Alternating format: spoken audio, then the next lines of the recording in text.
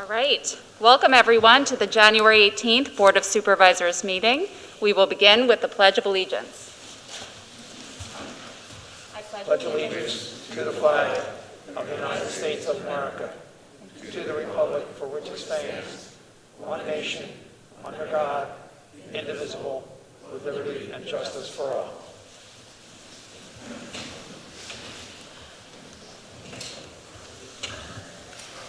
Tonight, we're going to begin on a positive note with two special acknowledgements.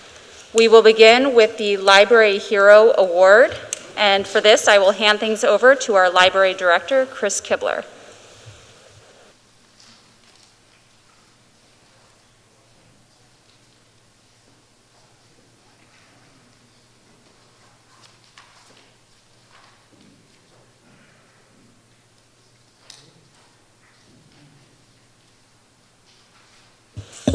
Chris, can you hear us?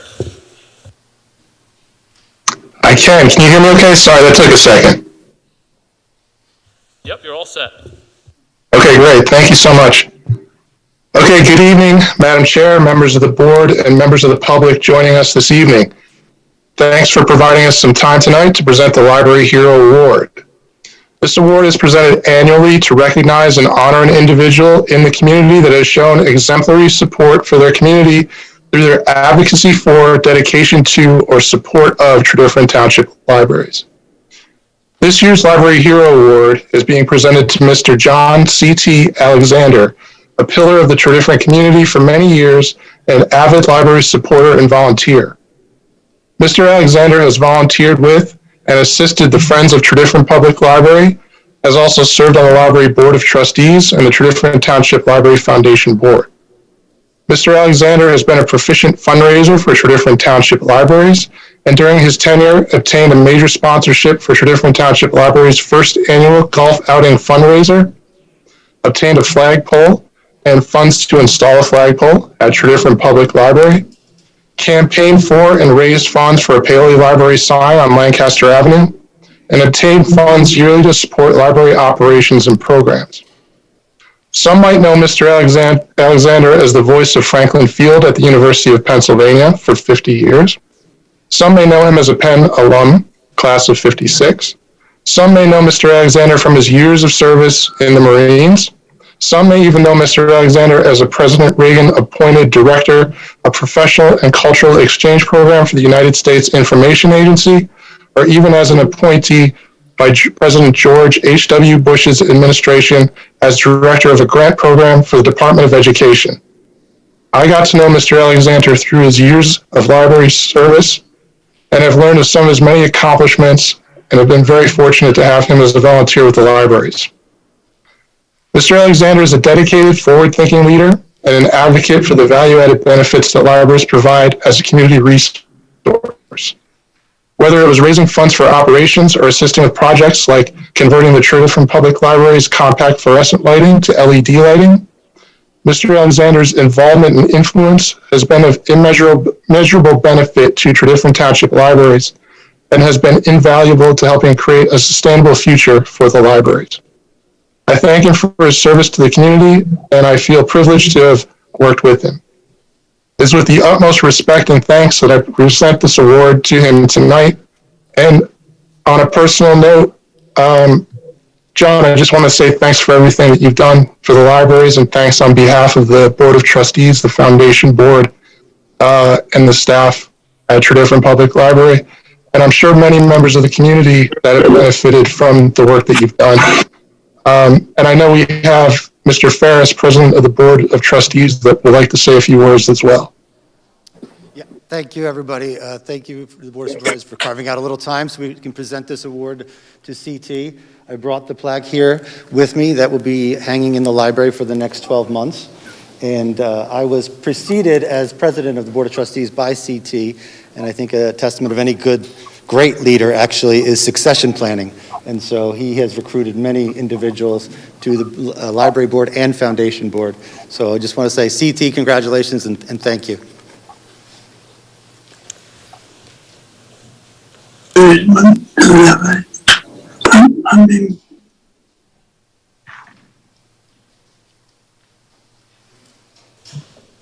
Thank you so much, CT, for all you have done for the Tredyffrin Public Libraries. And congratulations on the Library Hero Award.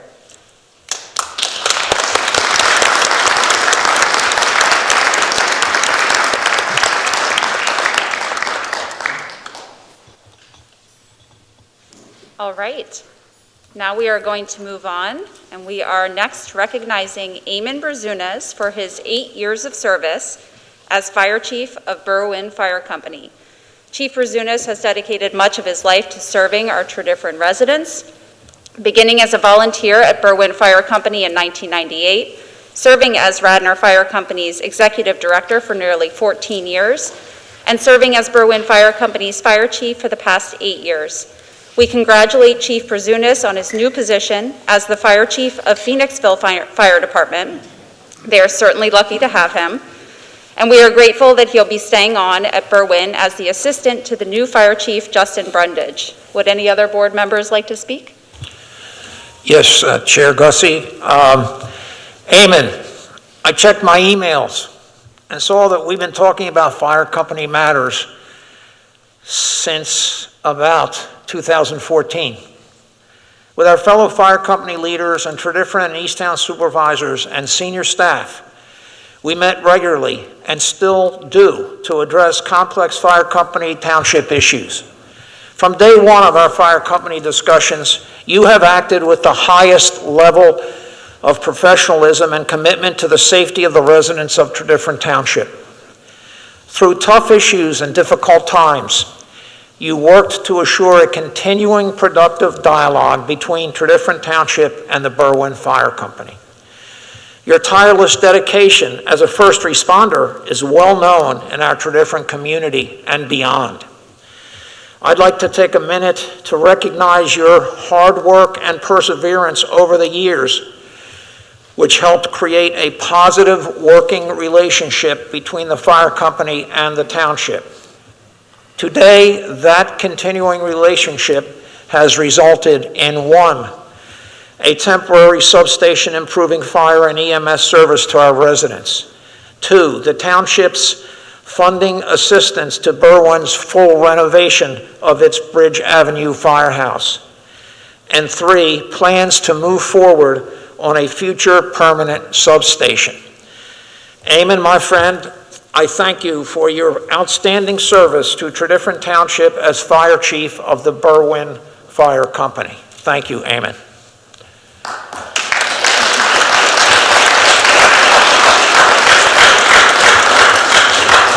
I just want to, just very briefly, Eamon, and I know you might think this is sarcastic, but you're going to be sorely missed. I appreciate both your service and your friendship. I can remember when I first got on the board, having breakfast with you and you dropping about, must have been about 6 inches of paper in my lap of reports for me to read to get up to speed. So thank you for everything. It's been great, and I wish you the best of luck at your next adventure. I'd like to say thank you to Eamon Brazunas for all you've done for our community. I know you've lived here as well. I know you don't now, but you've lived here as well, and you still treat it like it's your home, and you tackle everything with professionalism, and you keep the fire company to the highest standards. And so I want to thank you for all your service to Tredyffrin as well. Eamon, also, I'll keep it brief, but I just want to say thank you for everything you've done for the township. I don't think people realize the amount of time, personal, just the amount of time you put into helping the township. I've been talking about fire company issues for at least 15 years, and I just want to thank you for everything you've done, and hopefully we'll keep talking and keep in touch. So thank you. Finally, Eamon, you fought like hell for your fire department. Unlike any other person I know, it's awesome. You're passionate, you're enthusiastic, and you're an inspiration. Thanks. All right. I would just like to say that I'm really glad that you've never had to rescue me, because that would be bad news for me. But at the same time, I'm really glad that you've been around to rescue other residents. And I've seen some of the photos, and I've seen some of the stories of you putting your life on the line for the people. So that is something that I really appreciate. Thank you, Eamon. And we have this plaque of recognition, if you want to come up, just as a thank you for your time serving Tredyffrin Township as Fire Chief of Berwyn Fire Company. I don't know if I go down. I have not done these before.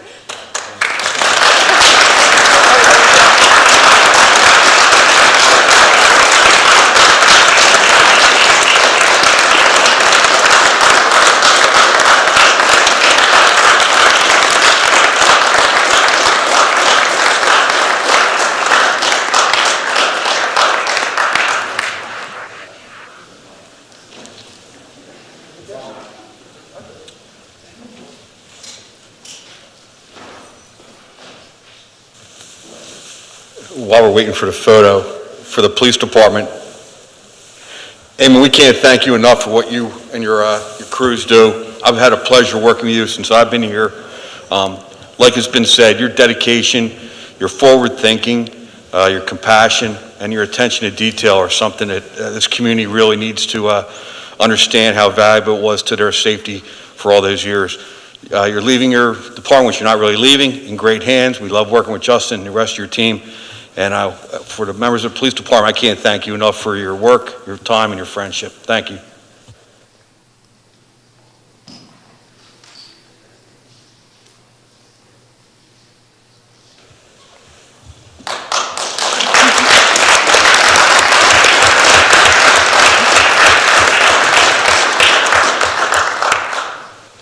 All right, now we will move on. We have a public hearing to consider and possibly adopt Ordinance H.R. 447 to amend the Code of Tredyffrin, Chapter 208, zoning, to add or amend definitions for family, motel, and short-term rental use, and permit short-term rental as a use by special exception in the C2 Commercial District and TCD Town Center districts and add parking standards. I call the public hearing to order, and we are on the record. We will first hear from our solicitor, Mr. McKenna, then we will have a motion to adopt the resolution, then we will have board comment and public comment. We will start with Solicitor McKenna.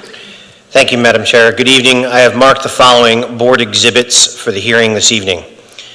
Board Exhibit 1 is the proof of publication of the notice of the hearing in the Daily Local News from January 2nd and January 9th, 2022. Board Exhibit 2 is the proof of publication of the notice in the Mainline Times Suburban on January 2nd, 2022. Board Exhibit 3 is the notice to email distribution list for the township that included the notice of the hearing that was sent on December 29th, 2021. Board Exhibit 4 is a draft of the ordinance for consideration this evening. Board Exhibit 5 is the County Act 247 referral that was dated November 16th, 2021. Board Exhibit 6 is the review letter from the county per the Act 247 referral dated December 7th, 2021. Board Exhibit 7 is the County Act 247 referral from the township dated October 22nd, 2021. Board Exhibit 8 is the county review letter in response to the Act 247 referral dated November 12th, 2021. Board Exhibit 9 is an email dated January 18th, 2022, expressing opposition to short-term rentals throughout the township from Joanna Fisher of Chesterbrook. She is opposed to them in the Picket Post development in Chesterbrook.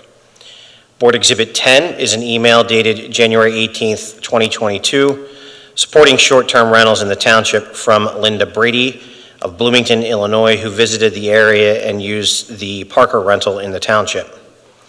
Board Exhibit 11 is a letter dated January 18th, 2022, also supporting short-term rentals in the township from former Tredyffrin resident Brett Ryman, R-E-I-M-A-N, of Ponte Vedra Beach, Florida, who also used the Parker rental. Those are the board exhibits for the hearing this evening. Would the board care for me to recount the procedural history and how we've gotten to where we are this evening? That would be great, thank you. All right, so bear with me as it is a bit extensive. On July 19th of 2021, the Board of Supervisors declared portions of the zoning ordinance to be invalid pursuant to Section 609.2 1 of the municipality's planning code. The board declared portions may be substantially invalid because it failed to provide adequate definitions for hotels, motels, and short-term rentals, and provide adequate available land to be developed as a hotel, motel, or short-term rental. On August 16th, 2021, the Board of Supervisors enacted a resolution in furtherance of the declaration from July. Under the municipality's planning code, to receive the benefit of that declaration, the board acknowledged that they had 180 days to enact a curative amendment to the zoning ordinance.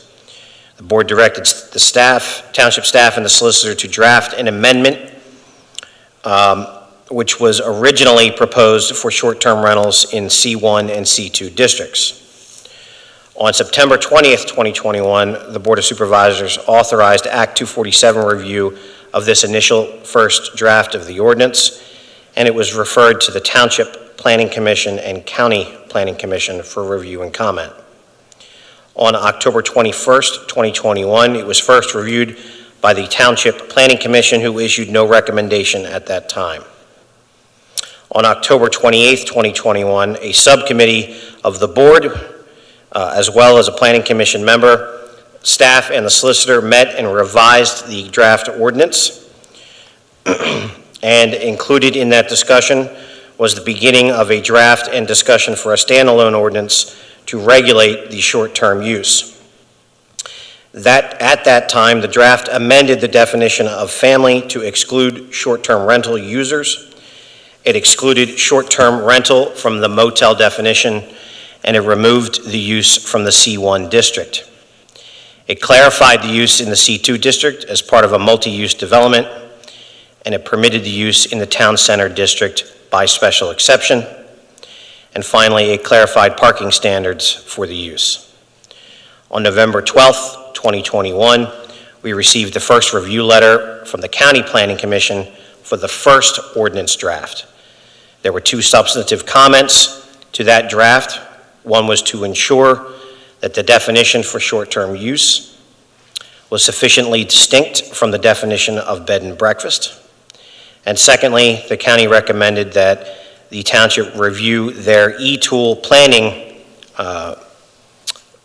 tool on their website, which had information about regulating short-term rentals. On November 15th, 2021, the board authorized Act 247 review for the revised ordinance, which was then again sent to the Township Planning Commission and the County Planning Commission. On November 18th, 2021, the Township Planning Commission considered the revised ordinance. They made no formal recommendation, but they did have a number of comments and concerns, which were summarized and provided to the board, and they were asked that the board consider those comments before adoption of the ordinance.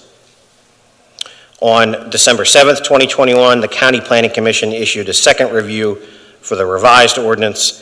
The only substantive comment of which they had at that time, again, was asking the township to consider the short-term planning e-tools that are available on the county's website. On December 20th, 2021, the Board of Supervisors authorized advertisement of the current draft of the zoning amendment for consideration at a public hearing on January 18th, 2022. The notice was published, as we mentioned, in the Daily Local News on January 2nd and January 9th, 2022, as well as the Mainline Times Suburban on January 2nd, 2022. And that brings us to this evening for the board's consideration of the ordinance that is before you. Thank you, Mr. McKenna, for that review. I will now ask for a motion to adopt ordinance HR 447. So moved. Do I have a second? Second. Okay, we will begin with board discussion. And I would like to kick things off by adding a little more color to Mr. McKenna's review. Short-term rentals are a growing use, and we wanted to make sure that our ordinances properly reflect where they currently can and cannot be located. Our previous zoning officer determined that short-term rentals are only permitted where residential properties are allowed and where transient uses like hotels and motels are allowed. And this overlap is in C2 by special exception. So currently, short-term rentals are not allowed in residential districts. The goal of this curative amendment process was to clarify this, and in the process, we ended up slightly expanding the zoning locations that allow for short-term rentals. That expansion came from discussions in our workshop with a planning commission member, staff, and a few supervisors. This expansion to town center districts provides more properties to make it a viable use and is consistent with the purpose of the TCD district to support the economic viability of the area and promote opportunities for mixed-use buildings that permit residential and non-residential uses. As Mr. McKenna mentioned, this amended zoning ordinance has been developed through an iterative process that has allowed multiple opportunities for public comment. And during this process, we got some great input from our planning commission, the county, and residents. And these were especially around regulations, fees, and inspections for short-term rentals. As a result, we're developing a separate short-term rental regulation ordinance, which focuses not on the where, which is zoning that's in front of us today, but the how. And importantly, that ordinance is not part of a curative amendment process, so we don't have the same 180-day time limitation as the zoning ordinance before us does. And there will be plenty of opportunity for the public to weigh in on that ordinance. But today, what we're specifically focusing on is clarifying where the use is allowed. And I'll add that I believe that many of us are open to continuing the dialogue of other areas where the use may be appropriate, but that was not the goal of this curative amendment, which was simply to clarify the current zoning allowance. And personally, I like a stepwise approach where we first clarify the where, develop the regulations that make sense for Tredyffrin, see how they work in practice on the properties that we currently allow for short-term rentals, and then consider expanding locations if that's what the public wants. And I emphasize that it's much easier to expand the use rather than reduce it. So those are my comments to kick things off. Would other board members like to speak at this time? Chairwoman Gassi, I'm going to be very brief because I think you covered most of my comments. One of the things that the Planning Commission asked is that we consider, I think they had a 9-point set of comments, which many of us did, I did. I thought the most salient question was, what is the purpose of this? And I think Chairwoman Gassi explained it. I don't want to repeat everything she said, but I think down to its core, the purpose is it was a 180-day process to clarify what an ordinance does and does not allow. Even if we don't pass this ordinance tonight, short-term rentals are allowed in C2. What we did is we wanted to make sure that was clear in our ordinance, and in doing so, we also tweaked some of the areas where it could go. I think that's, or one of the areas, additional area where it could go. As Chairwoman Gassi said, I don't think, I'm certainly not opposed to continuing the dialogue on broadening where this use may be appropriate. But I think now both clarifying and putting it where we're putting it is the appropriate move as far as the curative amendment process. Any other board comment tonight? Yes, Supervisor Gassi. With this ordinance, I think it's important that we consider that the main and biggest investment of any person, any family, is their home, where they live. And when people are buying in residential neighborhoods, I believe that their expectation is that they won't be living next to commercial properties and that they will continue to have that sense of community and neighbors who they know well, who live next to them, across from them. And that's why these residential neighborhoods are zoned as such. So I think it's important that we respect these property owners, these homeowners in the township with what their expectations are when they buy into residential neighborhoods. So that's probably one of the biggest factors that I've taken into consideration. Additionally, the township received very, very few comments for or against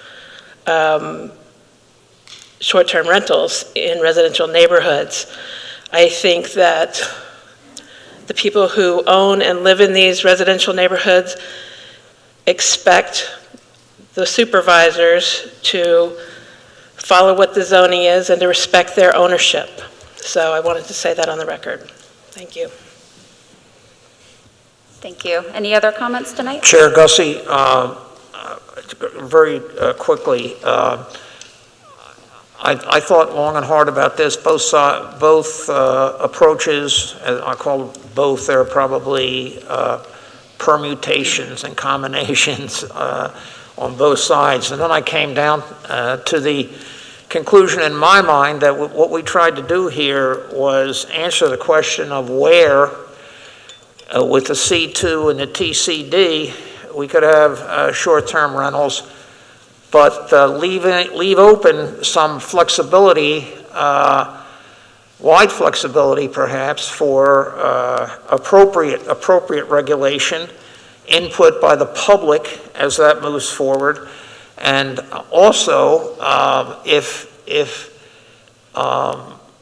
things change, permitting expansion also moving forward, depending on how things work out with the existing plan and the existing wares of C2 and TCD, and how the public feels going forward, and taking everything into account. So I looked at the certainty that we'll have now, and I looked at the flexibility moving forward, and I am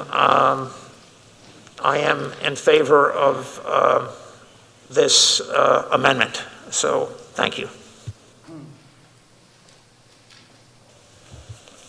Chairwoman Gussie, I did actually get some public feedback from residents, and overwhelmingly they were opposed to having a short-term rental next to their homes. And the basic sentiment was that there are investors buying houses, they want to rent them out.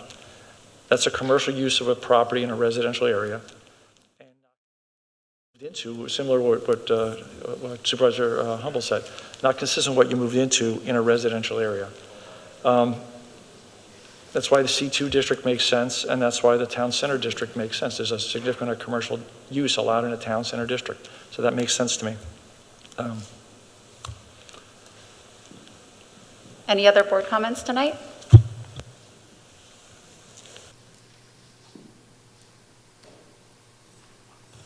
Hearing none, we will open up to public comments, and I'd like to ask the public that we keep the discussion focused on the zoning amendment, which is clarifying where the use of short-term rentals is allowed. Do we have any public comment tonight? Rich Parker, 624 Knox Road in Wayne. I am also a member of the Planning Commission, the current chairman of the Planning Commission. I'm here tonight to speak in a couple different capacities, so I ask you to bear with me. My first role is to communicate on behalf of the Planning Commission and to follow up on the recommendation that we made at our November meeting. At the same time, I'd also like the opportunity to speak as a township resident, as a township taxpayer, and as someone who happens to own a property that my wife and I offer in a short-term rental capacity. So just to clarify a couple things, and I've spoken to our solicitor, Patrick McKenna, about this, and Julie, you've expressed something to a mutual friend of ours regarding, what is and what is not allowed, and I just want to clarify our base case.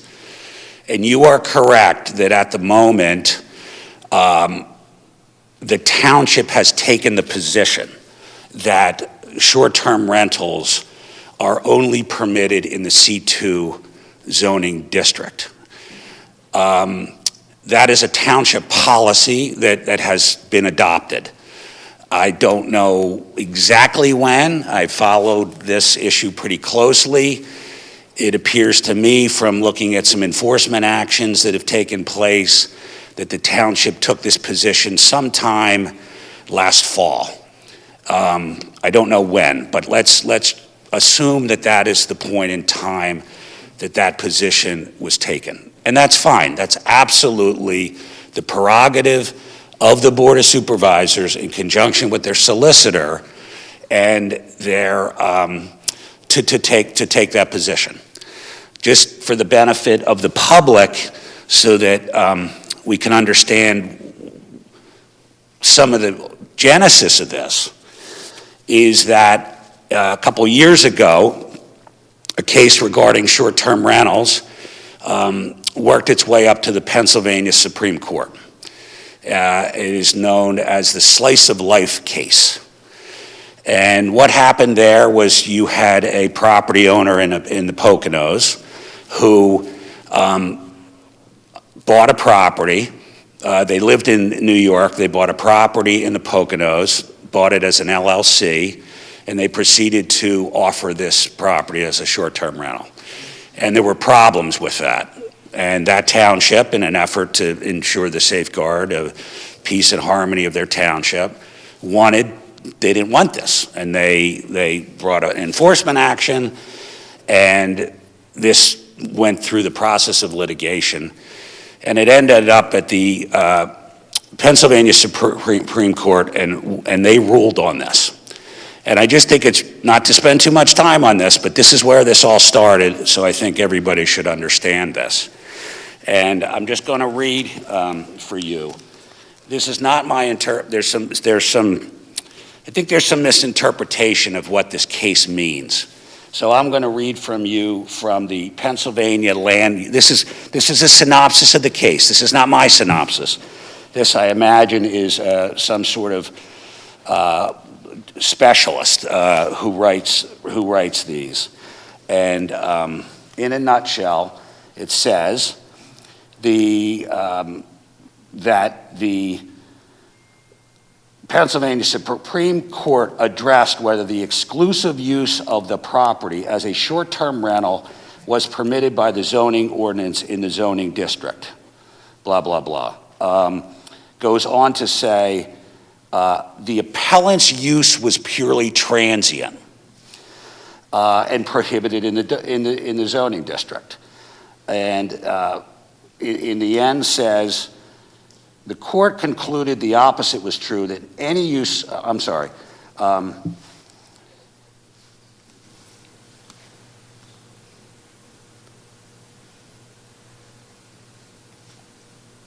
so it basically says this is not compatible with a residential district. And that started the process. So here we are, the township relying on that case as its prerogative to do so, has taken the policy position that short-term uses are not compatible in a residential district. Now, referring to what Patrick said, at the moment, we have no definition of short-term rentals in our zoning code. That was recognized as a deficiency, and the motions were made in the summer, and this process began. Now, at that point, the township can decide that there's a broad range of what the township could do. The township could go as far as saying short-term rentals are allowed in all residential districts. It could say they're not allowed in any. It could say, well, we're only going to allow it in one. And what we have here is the township's decision, and the amendment we have in front of us is that it seems to be the board's desire to only allow it in the C2 commercial district and the town center district. The Planning Commission voted at our meeting in November, after hearing the arguments for this, hearing from residents, hearing from Mr. McKenna, we voted 5-0 that we did not feel the ordinance was ready for passage without further consideration. And we laid out 7 or 8, 9 issues, but one is all agree on. We laid out these issues, and these were the exact words of our motion. Motion made by Mr. Parker, seconded by Ms. Snyder, and passed unanimously 5-0, that the township should consider the comments of the Planning Commission and the public before acting on the proposed amendment. Now, you guys being, studious board members have read these comments and you said you've considered them. We're here tonight to ask you, go over these comments with you. At the December meeting of the Board of Supervisors, I believe it was the late December meeting, Ms. Snyder, another fellow of the Planning Commission, wanted to go over these comments with you. Mr. Wasaki, you felt that that was not the appropriate time and that we do it tonight. So here we are. Here is our great opportunity. And yes, there has been comment at Planning Commission meetings. They're not televised.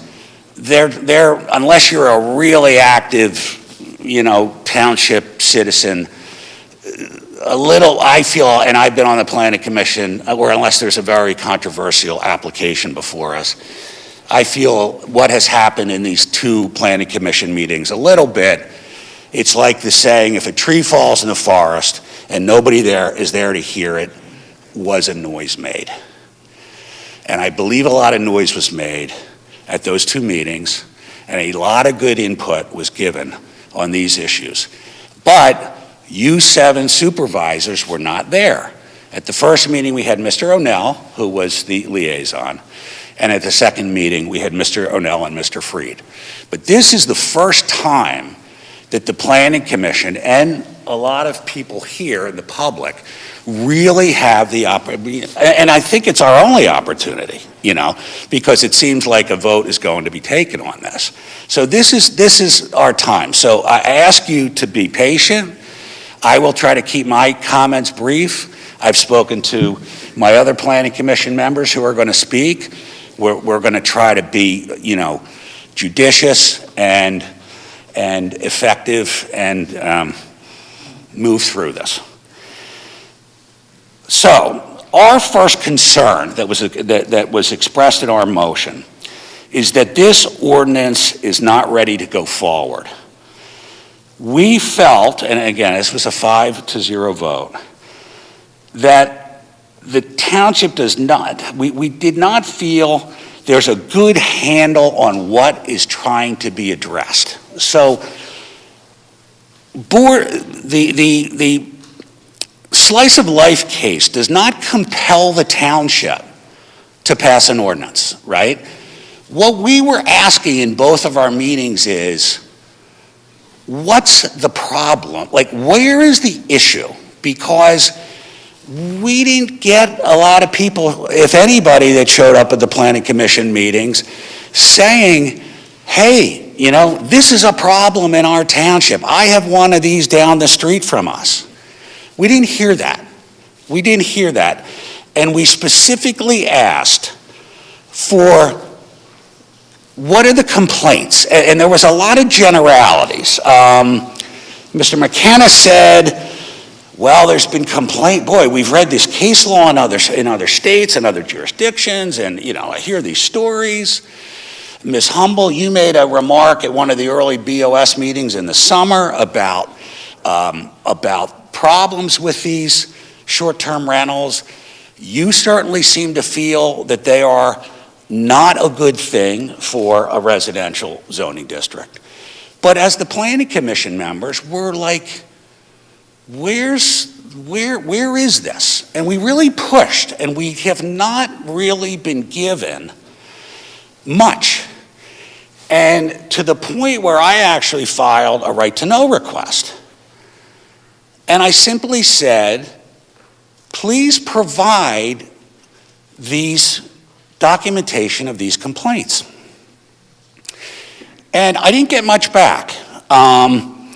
I've looked at this enough and know enough just to basically, I think I can honestly say that what we have, what our baseline is that there are 4 properties in the township of which each of those properties has had a single neighbor complaint.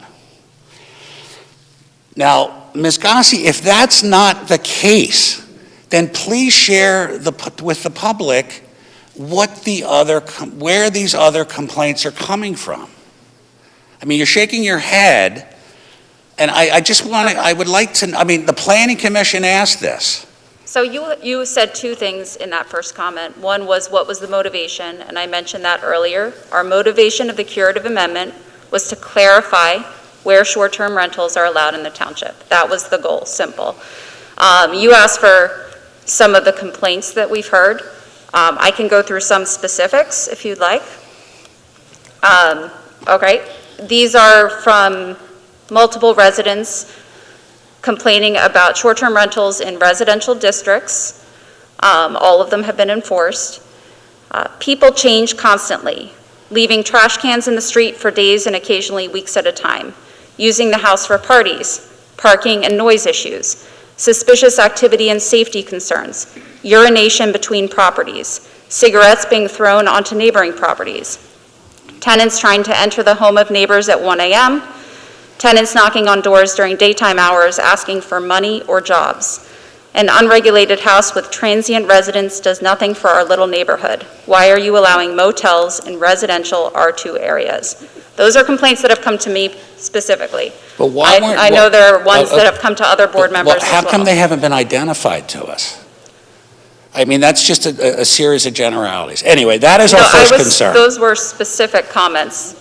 What's the address of that property? That was multiple properties, and I don't know that I'm sharing specific so properties. Mr. We'll move on. Mr. Parker, I wanted to address your comments to me, and particularly on the Slice of Life Pennsylvania Supreme Court case.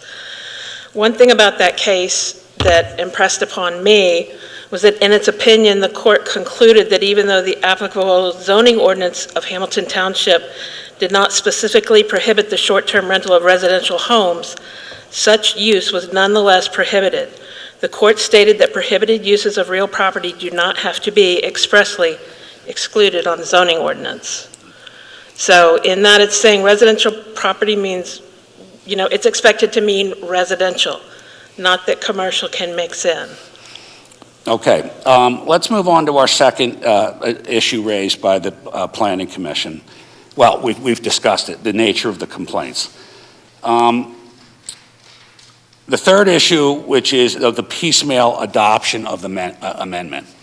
And you guys have indicated tonight that you, and this is new information to me at least, and that you are considering an additional, a future change after tonight's proposed amendment is enacted.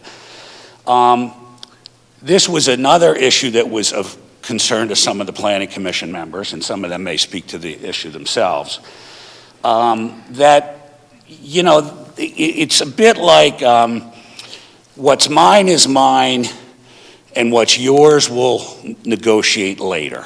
And there's a sense that, okay, we just want to pass this, we're going to do this and we're going to permit it here, and it's not perfect, but you know, we'll come back later and we'll fix it. And I just, you know, the feeling of the Planning Commission was, let's get it right the first time. The 180 days, the world doesn't end if an amendment is enacted, not enacted tonight. That's the Planning Commission's feedback on that issue. The next issue is, we expressed, number 4, concerns that the proposed ordinance would not envision a large enough area of the township for use. So this goes to the issue of, if what you're proposing is too restrictive, it doesn't pass the muster of Pennsylvania law in the sense, and this is not the appropriate, well, I don't want to say spot zoning, but The idea is that the town, that municipalities must permit a use somewhere in their township.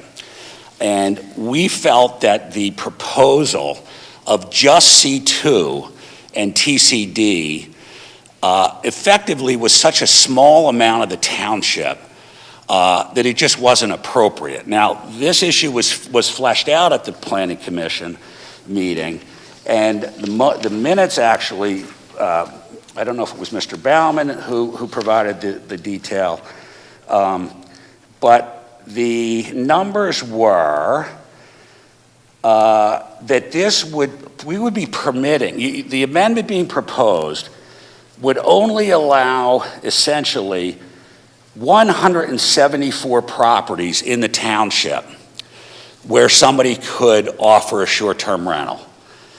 We have 12,000 tax parcels. 70% of those are residential. That's 8,400 residences. And we're only allowing this in 174 properties. That's 1.4%. The Planning Commission now just really had a concern about that. And to take that a bit further, the breakdown is 14 in C2 and 160 in Town Center District. Now, Town Center District, the applicable property where this use could be offered in the Town Center District, my understanding is simply one. It's the Parkview development. Are there others? There's multiple streets in Paoli. That's okay, Central. there's a little bit, but nevertheless. There's Yeah, single-family to homes answer, there. can I, if I? Sure, I Mark. just wanted to answer your question, because, you're focusing on what's in existence today. What our ordinance is saying is that these areas, which make up almost 5% of the township, are where these things can go. So you're focused on what's here today based on what the rules have been, not looking at what's going to be allowed, what people are now allowed to do, which is, I think, where the focus should be. Well, we only have maybe there'll be a little organic growth in the number of properties. No, I think those properties were what were currently residential properties that would today, with a light switch, be able to go. Yes, But there is many other properties that may be commercial today that are going to be residential short-term rentals in the future. So I don't think your numbers are exactly right. Well, that's where we're at today. Let's just agree to that. Okay. So here's the problem. Town Center District, does anybody know, Town Center District, we have Parkview. I don't know how many homes are in Parkview. 124? Okay, thank you. Mr. Miller, that's in your area. Do you think that sounds correct? Mr. Miller, do you know if Parkview is a condominium, it's a planned unit development. They have their own overlay of use restrictions. Do you know if Parkview permits short-term rentals under their current homeowner association laws? Yeah, my understanding is that they restrict rentals to 1 year in Parkview. So that they cannot. Just a quick question, though. I would like to ask you a question. Yeah, sure.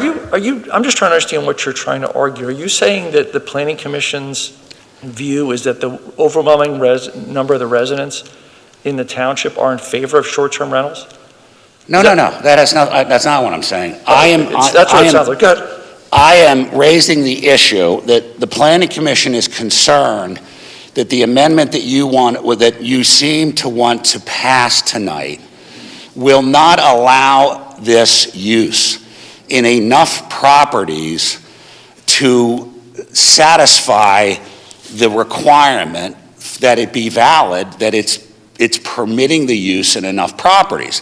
So if in fact Parkview, as you've indicated, does not allow short-term rentals, and we have 124 units out of the 174 that the staff has identified where short-term rentals can be offered.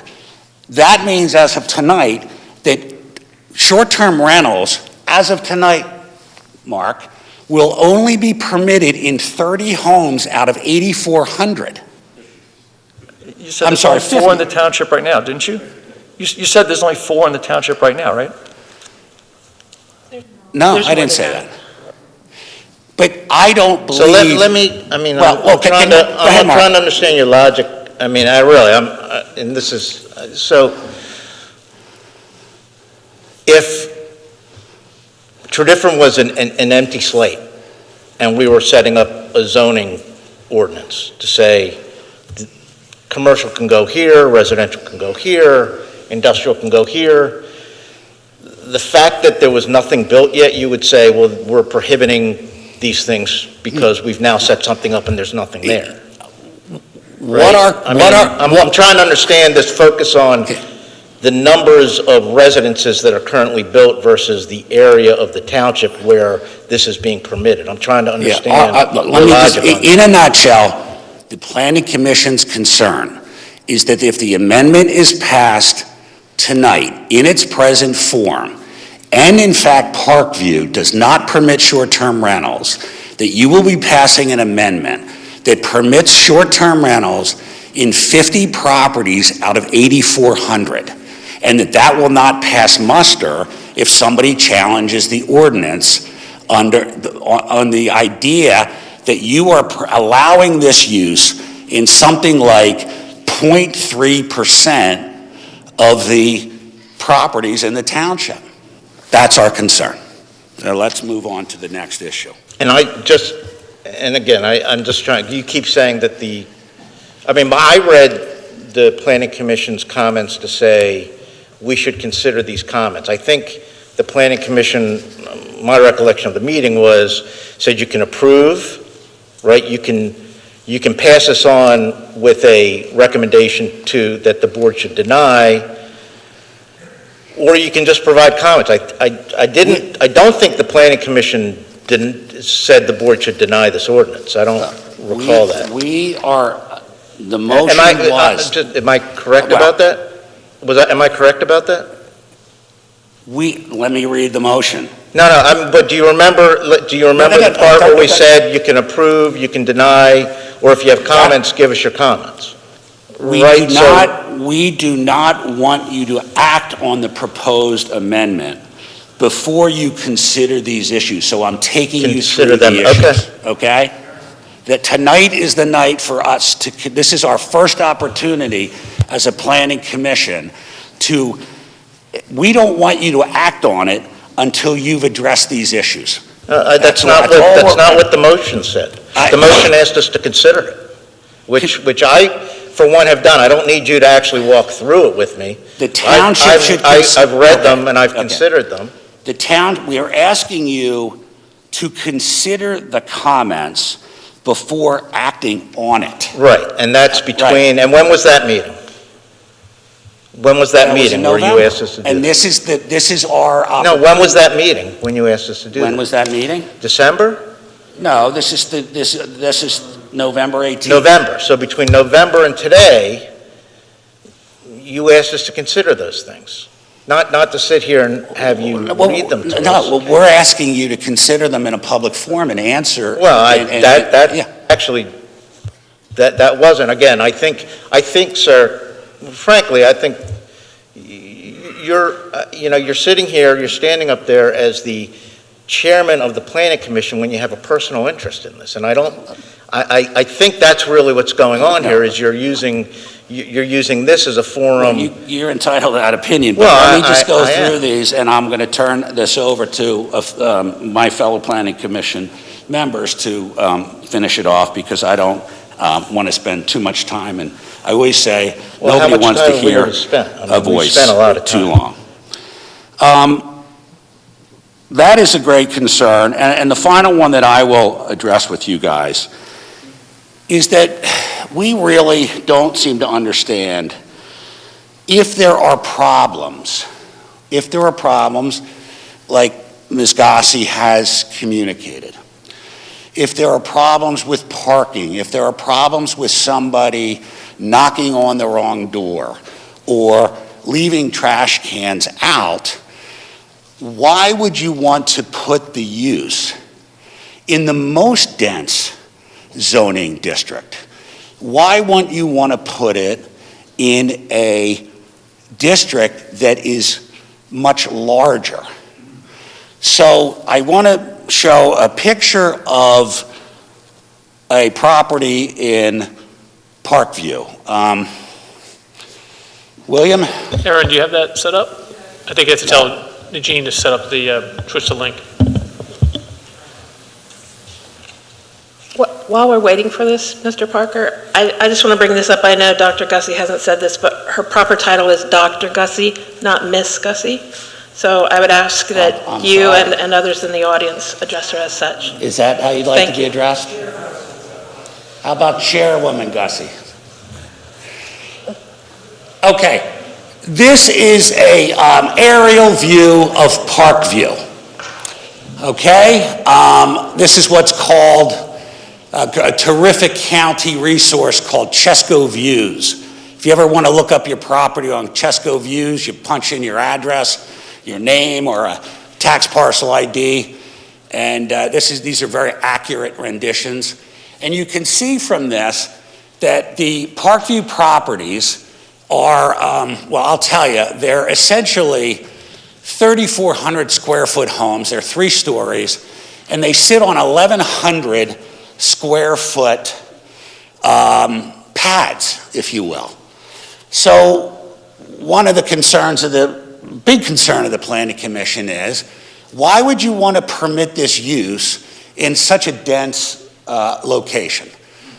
Just to use it for a point of comparison, Aaron, if you could put up the Chesco view of R1. Okay, so this is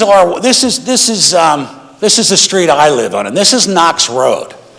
Now this is R1, and interestingly enough, if you notice, there's 6 really large properties, and that's because they were subdivided in the 1920s when properties were like almost 2 acres, acre and a half. All those properties around there you see are your traditional R1s. They're 30,000 square feet. They were subdivided in the 1950s. So the kind of point the Planning Commission was trying to make is, okay, if you need to find a place to put this use, why not put it in R1, or why not put it in R1 half? R1 is a 30,000 minimum square feet. R1 half, I think, is 40 or 50,000 square feet. Mr., do you have the R1 picture? It's 30. I shouldn't say I think. I know. Do you have the picture of, what's it, Wayne Glen? Yeah, I think, Aaron, do you have that?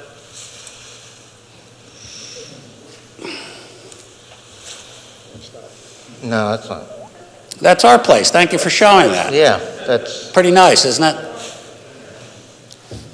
Do you want, actually, at this point, we're actually, I mean, if you have are you wanting to now put up a? Can I just comment to Parkview for a second? Well, yeah, maybe my point is there are. Well, we're at the. I mean, I think there's buildings with shared walls. I mean, you're picking in the TCD an area with shared walls. There's the same type of development in R1 as well, right? I don't know about that. And Well, you're the chairman of the Planning Commission. You approve that development, right? You're aware that there are What we're talking about here. Okay, sorry. Right? So you're aware of that, right? You're aware of that, right? What are you talking, what am I aware of? Wayne Glen with shared walls, high density in R1? What I'm talking about. You're aware of is- that, right? I guess, I mean, Okay. Well, you're the chair of the Planning Commission. I And- think you'd be aware of it. In TCD, you showed Parkview, but there are other properties that look like this in TCD, but they're on streets that also have commercial uses. So it's more appropriate because the purpose of TCD, as I mentioned earlier, is to support the economic viability of the area and promote opportunities for mixed-use buildings that permit residential and non-residential uses. So the purpose of that zoning area is more consistent. And you didn't show, there are ones that look like that too. I mean, you picked and chose 2 properties. You could show a picture of Wayne Glen that looks more like Parkview. Well, okay, one last picture, Aaron, if you could show the picture taken from the public domain of Parkview. This is a home that's for sale, not that. And for the benefit of the audience, this is what, go ahead, you had it, Aaron. This is what the Planning Commission is concerned about. That the proposal by the Board of Supervisors is to permit short-term rentals in this kind of situation. That's our concern. These are shared walls, shared driveways.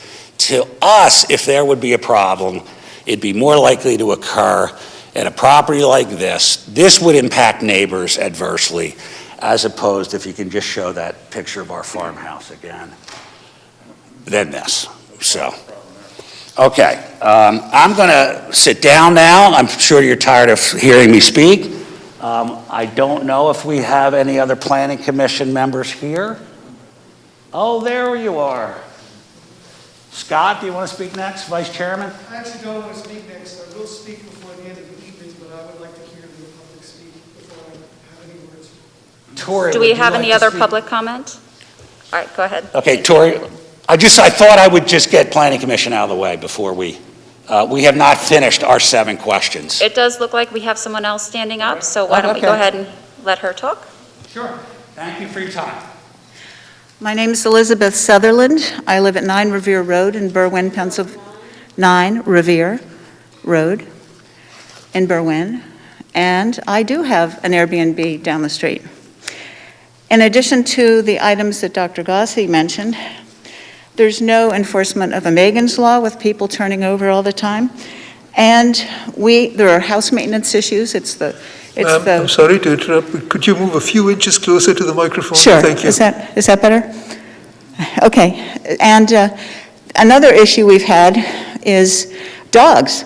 Dogs that are obviously unregistered running loose through our properties and their owners running after them. We've had dogs come to our doors. We've had to catch dogs to keep them safe. It's not an ideal situation.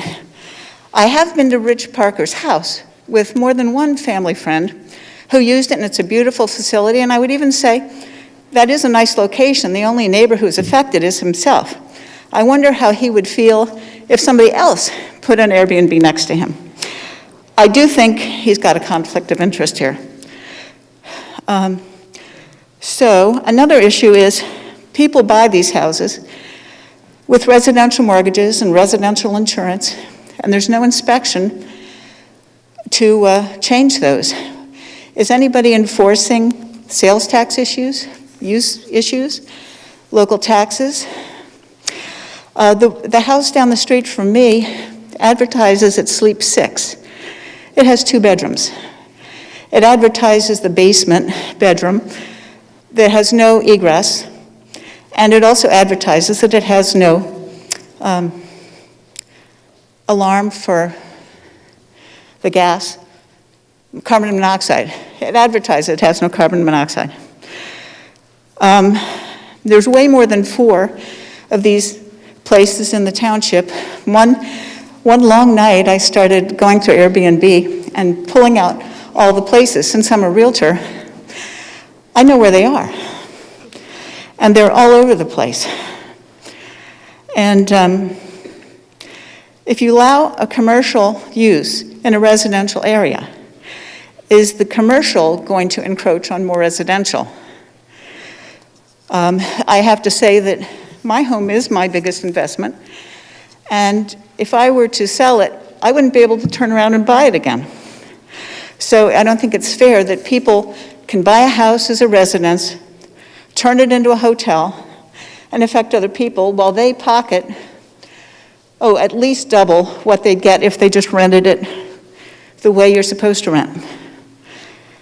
And I think that's all I have to say. Thank you. Thank you for your comments. Do we have any other comments?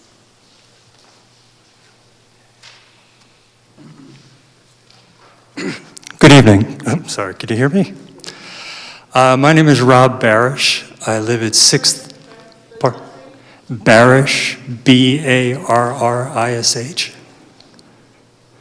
I live, actually, you just saw my house in the background there. I live immediately adjacent to 605 Knox Road. My wife and I live there. We've been there over 20 years, so I have a pretty good idea of the neighborhood and what this area is about. And the entire time that it's been a B&B, an Airbnb, we've never had an instance of a problem. Never. They're extraordinarily diligent with who they rent to. The irony is that we had more of a problem when it was a long-term rental. Constantly, the teenage son and the father, I think, try to outdo each other for parties. This woman just mentioned dog issues. I've had issues just like these for permanent residents. Somebody's dogs were on my roof the other day. They lived behind me. They've lived there for a couple of years. So I don't know if you can single it out that way. And interestingly, you know, you say you do have expectations. That's true. But reality sets in. You could have a nightmare of a neighbor, and they'll be there for 20 years.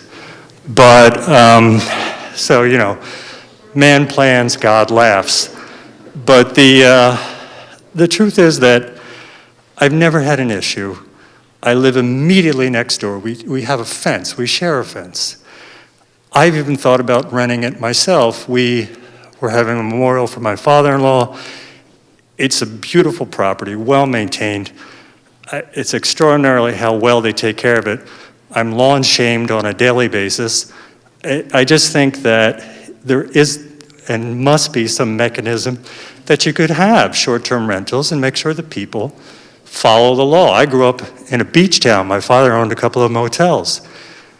We took care of these things, and they're as shorter-term rentals as you could imagine. So you can do these things, but I just wanted to mention, like I said, I've lived there for over 20 years. I've never had a problem with anything they've done. Half the time, I don't even know somebody's there. And if I only see a couple of cars outside, it's no different than somebody who lives across the street or up the street from me in that sense that they're just there. And I'm perfectly okay with it. Like I said, I'm immediately next door to 605, and I've never had an issue, and I think that it must be a mechanism in place, and I hear the complaints that you've said, but they could happen with people that live there permanently, and realistically do. I have people behind me, I think they work for Acme Fireworks half the time. So, thank you for your time. Thank you for your Good night. comment.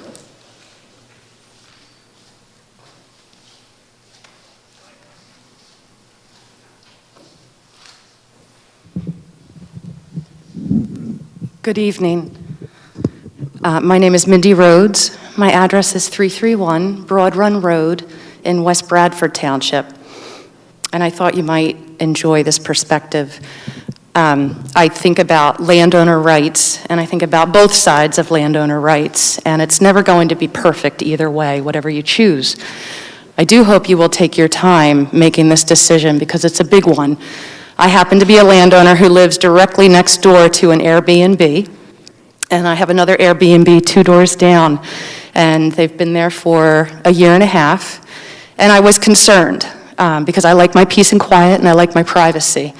But I have to tell you that it's been very successful.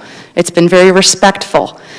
When I travel Airbnb, so I'm learning both sides of this. I choose an Airbnb when I travel because I want peace and quiet, I want space, and I think that's the majority of people who travel Airbnb.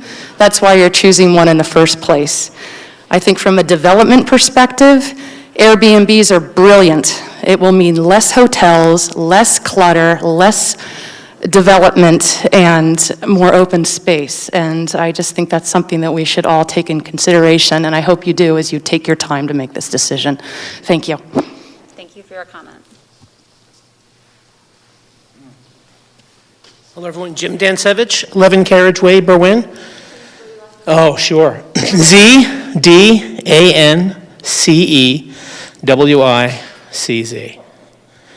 Hey. 11 Carriageway. Carriageway. That's usually the easy part. So I'm here to, like Mindy, to say, please take your time with this. Curious, Supervisor Miller, how many people did you talk to? You said that we're in support of this. How many people? How many? 7 today? I've talked to probably 50 or 60 since this issue has come up, and I can tell you the overwhelming support for allowing you to use your house the way you think it ought to be used. And if that means that you can rent out your house for a weekend or for a month where you go to Florida, that's what a lot of people who are spending money to live in this township believe that they have the right to do and should have the right to do. Supervisor Humble, I respectfully disagree and believe that if people, while they might have a problem with their neighbor, it can be rectified and it can be regulated if there's people who violate it, but they want the ability to do what they want with their own home within reason. That's what I've heard from people. Another thing, have you guys considered that this is potentially discriminatory against low-income owners who might need to rent a room or might need to rent a piece of their property to make the mortgage payment? Has that been a consideration? People might actually need to do this, right? We're talking about business districts and residential districts. More and more people are running businesses out of their house to make ends meet or out of necessity, and you could be limiting their ability to do that. So please take it into consideration that there's a lot of people out there. This is not this person versus that person, that people need and deserve the right to have quiet enjoyment in their own home, and you guys consider that without trying to rush through an ordinance. Thank you. Mr. Dantzwitz, I have a question. Dan Savage. Why do you suppose 50 people in the township would call you expressing favor for short-term rentals when they didn't contact anybody else? They didn't call me, I asked. Pardon me? They didn't call me, I asked. So you did outreach to them? As you might remember, I was a super candidate for township supervisor. Remember, I'm yes, successful. yes. Congratulations, by the way. And in part of hearing about this issue, which is one of the issues that I was concerned about, I've asked people. Most people, A, have no idea how their property's zoned, unless they look it up, had no idea that this wasn't happening, right? They also go, wait, aren't we getting tax revenue from this? We're not. I don't think the tax Let revenue... me jump in on that real quick, but we actually looked into that to answer that direct question, because one of the things that the Planning Commission asked is if we could contact people who are using it through the tax records. The county, only the hotels and bed and breakfast in your township are paying taxes. So none of the, according to the county, no other properties that are using as a short-term rental are paying the hotel county tax. Thank you. And as a way to solicit revenue, don't you think we should be looking at a way to monopolize that and actually have them pay taxes? So shouldn't we be going and enacting legislation to have people pay taxes and encouraging this as a way to bring revenue into our township? Wouldn't that be a much more productive way? I leave that to the board. I'm simply suggesting we ask the county for the information. Yep. That's the information they provided. I'm sure the county would be more than happy to get tax revenue going to the county and the township. Thank you for your comment. You're welcome. Good evening, all. Brian Fenoff, 3 Revere Road, just up the road from you, Ms. Sutherland. Brian Fenoff, 3 Revere Road. Fenoff, F as in Frank, E-N-O-F-F. So just very first off, Mr. McKenna, I'd like to say I pay a few $1,000s a year in taxes to Chester County for my short-term rentals.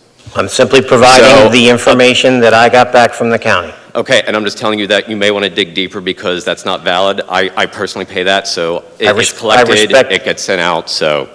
I respect your position. I have no reason to quarrel with it. We asked for the records. That's what we were provided from the county. It was like 8 different hotels and motels. That was it. I can gladly provide records for you for what's been paid, and then you can take that out with it. But again, each of us do because we don't have any choice. There's no need. It's taken out of our stuff right away. I'm simply telling you what was reported to me. Okay, very good. So one thing I want to address right away is that when you're exhibiting your, saying the different exhibits that you have to support the amendment. Could you step a little closer to the microphone, sir? My apologies. I know specifically that Mr. Baumann received emails and telephone calls last April, and none of those have been mentioned in support of my short-term rentals. So I have very close relationships with all my neighbors. Ms. Sutherland, unfortunately, you have never connected with me directly. I do, actually, ma'am, I've owned that house since 1996. I lived there until 2012. And I am still in close touch. All my neighbors have my direct telephone number. They call me if there's any issues, and they never reach out. I think the one time I had a comment from this summer was that to please check the backyard. There's a scent of dog feces, and I actually did, and it wasn't anything from my yard. Wait, ma'am, I have to ask you to, hang on. Again, we're on the record. Only one person can speak at a time. Mr. Fenoff has the microphone. You had your opportunity to speak, so let's let him make his comments, please. Okay. So just to address those is that there is maintenance. I am in my house every couple days, or one of my representatives to take care of this home. It's actually the exact opposite as to a support on the other gentleman's, I'm sorry, I'm blanking your name, commentary, is that there's actually the desire to take better maintenance of your house. I actually, when I had to move back home to Upper Bucks County, which is where I live now, in 2012 to take care of my grandma while she finished her journey here, I went to long-term rental initially. That was a mess. I don't know if you recall Jenny, ma'am, that lived in my house. She, and much like what the other gentleman said, you know, had teenage kids, cars jacked up in the driveway all the time. I had more complaints from neighbors and supervisors while that long-term renter lived there. Since I have been doing short-term rental, my neighbors have loved it. Actually, Gordon and Gay, that live across the street, the retired police chief from Westtown, they love the neighbors. They talk to them all the time. They love talking to the people that are actually part of the neighborhood. They get in, they walk their dogs, they go around. And just to address also another comment made by Ms. Sutherland, is when I did live in the house for over 15 years, I had neighbors' dogs in my yard all the time. I would constantly be taking dogs home because I knew where they lived, because it's a doggy neighborhood. If you guys don't live there, there's dogs everywhere. And the dogs just, sometimes they get out. That's life. That happens. You know, if you know the dog, you look at the tag and you take it home again. You know, I've spent years doing that. I do that in my house now. It's a doggy neighborhood. With that, so one, as I said, was Mr. Baumann. None of the telephone calls or emails were in support. I know of at least 4 directly from my direct neighbors.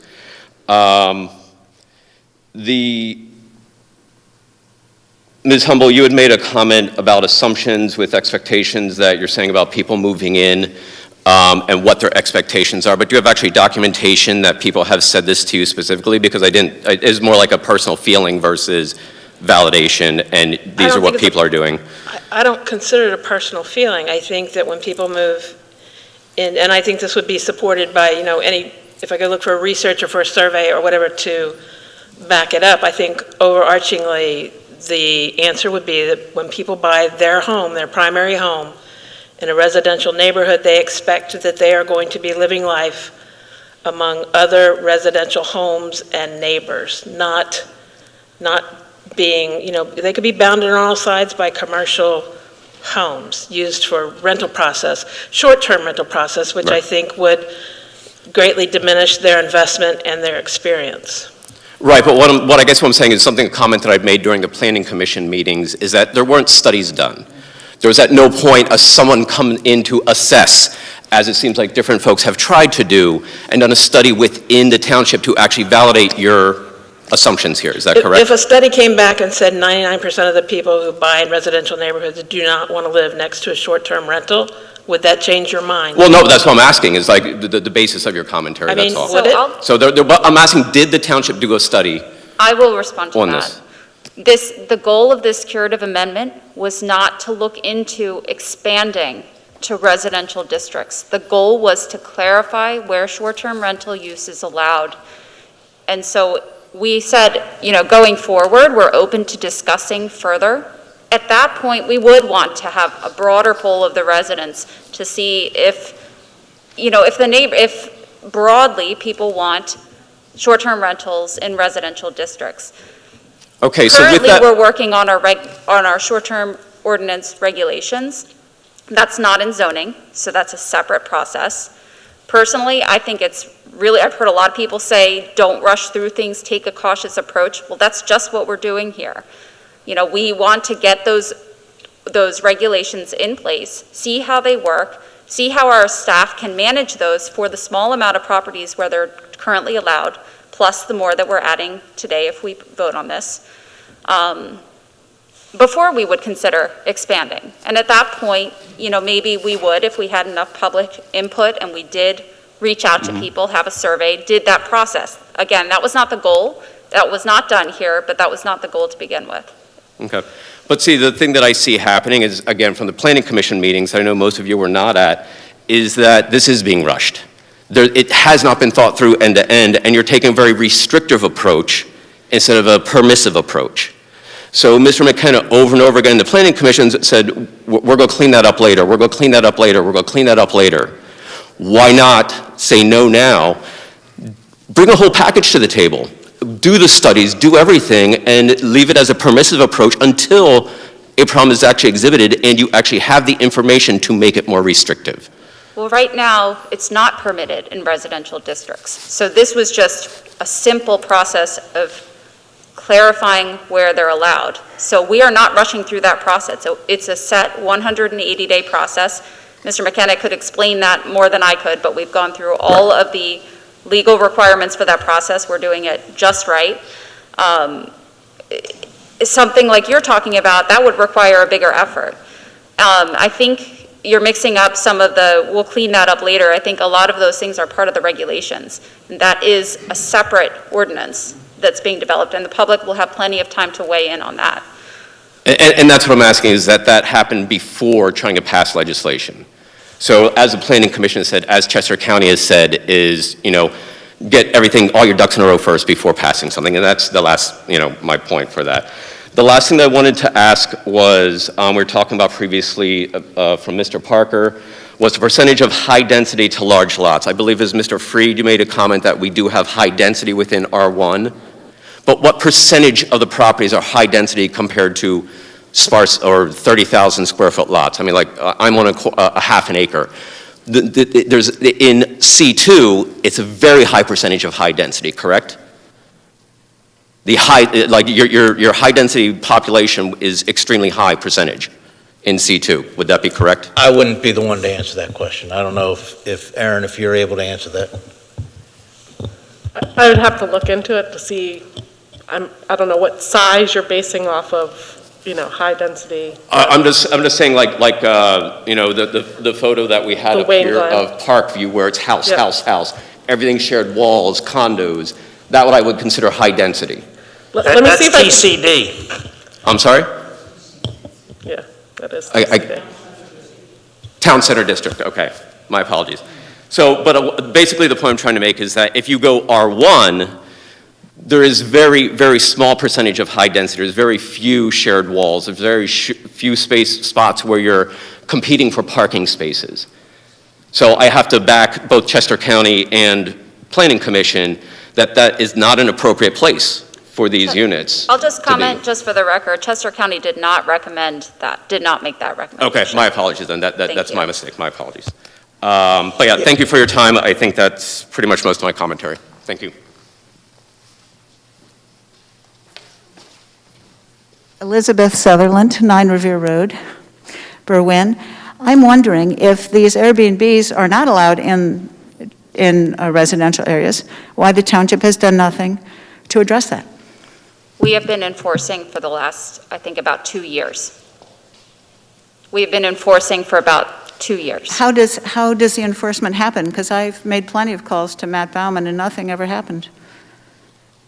Well, I think we actually did take enforcement action on that road. So 3 Revere, we did take action.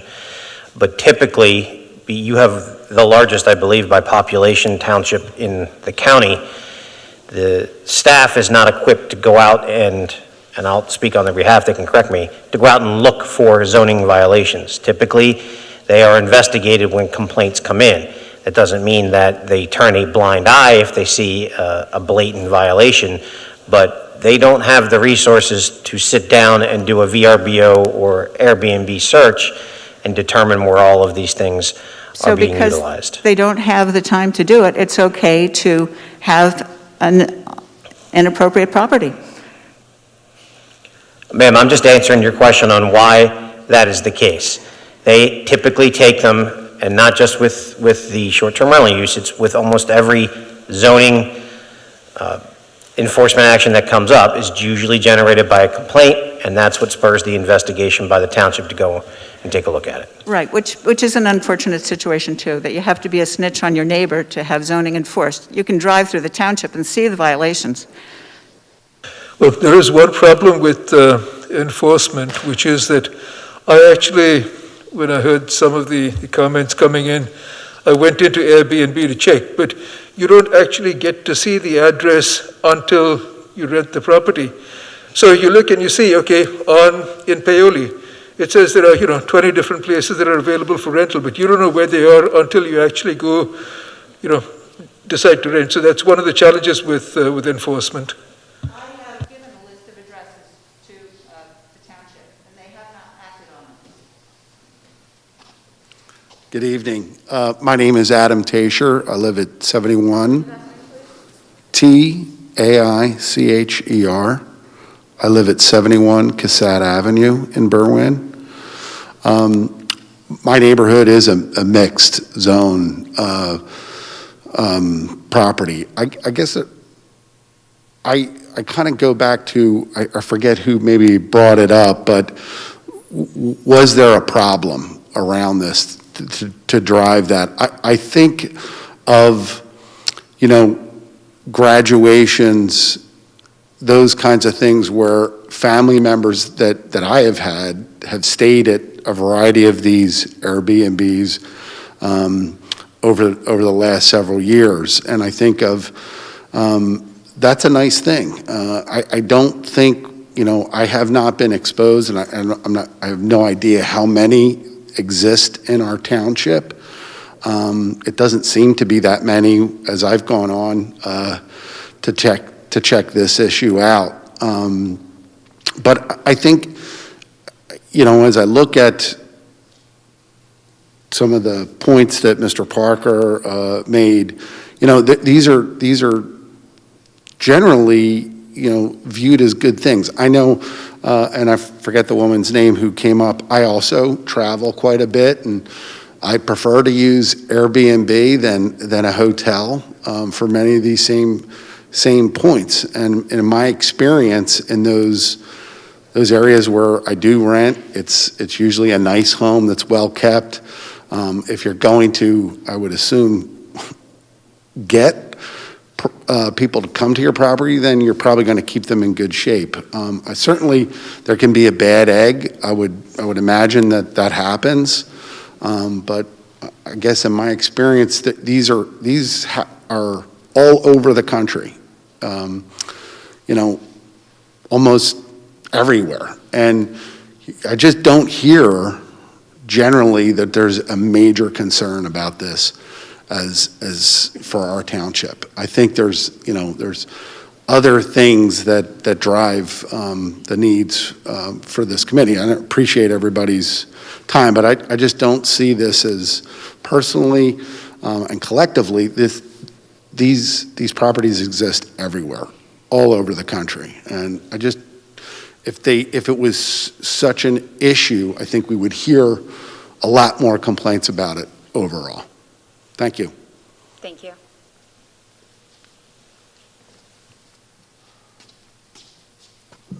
Hi, my name is Jamie Godfrey. I reside at Jamie, Jami, Godfrey, Godfrey.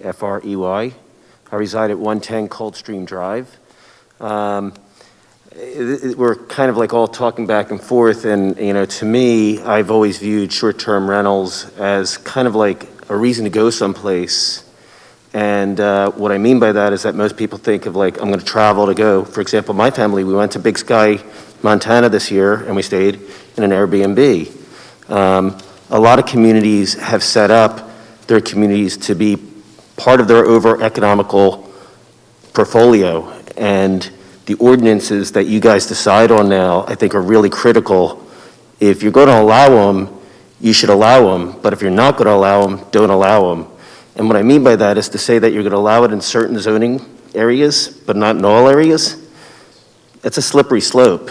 And what I mean by that is that as a community, people are coming here, if they already are existing, people are renting homes here for a reason, and it's our quality of life that they want to come here. Maybe it's Valley Forge Park, maybe it's the universities, Villanova or whatnot, graduation. I heard somebody mention parents or something coming. That's why people use short-term rentals. If a large family wants to travel and they have, let's say, 4 kids, that's 6 people. To stay in a hotel room, that's pretty expensive. So they look at it and say, we can stay in comfort. Usually the people that are attracted to short-term rentals are usually family people, just like all of us as residents. I'm not saying I'm for it. I'm not saying I'm against it. What I'm for is that as the board, the board here, that you make rules and regulations and laws that can be enforced. And it's going to be a bigger burden probably on the community because the police department, for example, it does mean more people coming to our township. But as long as they're good people, it's no different than having somebody who's long-term. The comment somebody said, somebody could be living next door to me that I don't like, but I can't get rid of them. It's the same thing with the short-term rental situation. The owner of the property is still responsible for that property, no matter who's staying there. So I just kind of look at it and say, I hope we're making the right decisions. And I think if we're opening it up, it's the regulations and the laws that we enforce, and also an opportunity for the community to potentially make money. Most communities that do allow short-term rentals, they're heavily regulated. They do watch the websites, Airbnb, VRBO, Zillow, all these different, people that do short-term rentals. They go out there and they enforce it. And if people aren't abiding by them, they don't get a permit. They're not allowed to do it anymore, and they do shut them down. And I hope our township will abide by that too. Thank you. Thank you. Hello. Hello. My name's Scott Delaney. I live at 763 Mansell Road. 763? Mansell Road. So the previous gentleman covered about half of what I was mentally queuing up to talk about, so we'll move along. I started in kindergarten here and straight through Conestoga. I'm still very good friends with my friends from then, and we get together regularly. When I drive around these streets and roads, when I drive around here, it never gets old to me because it's my history and I love it. So I'll just give you a real story. About 5 years ago, I got a great job offer in California.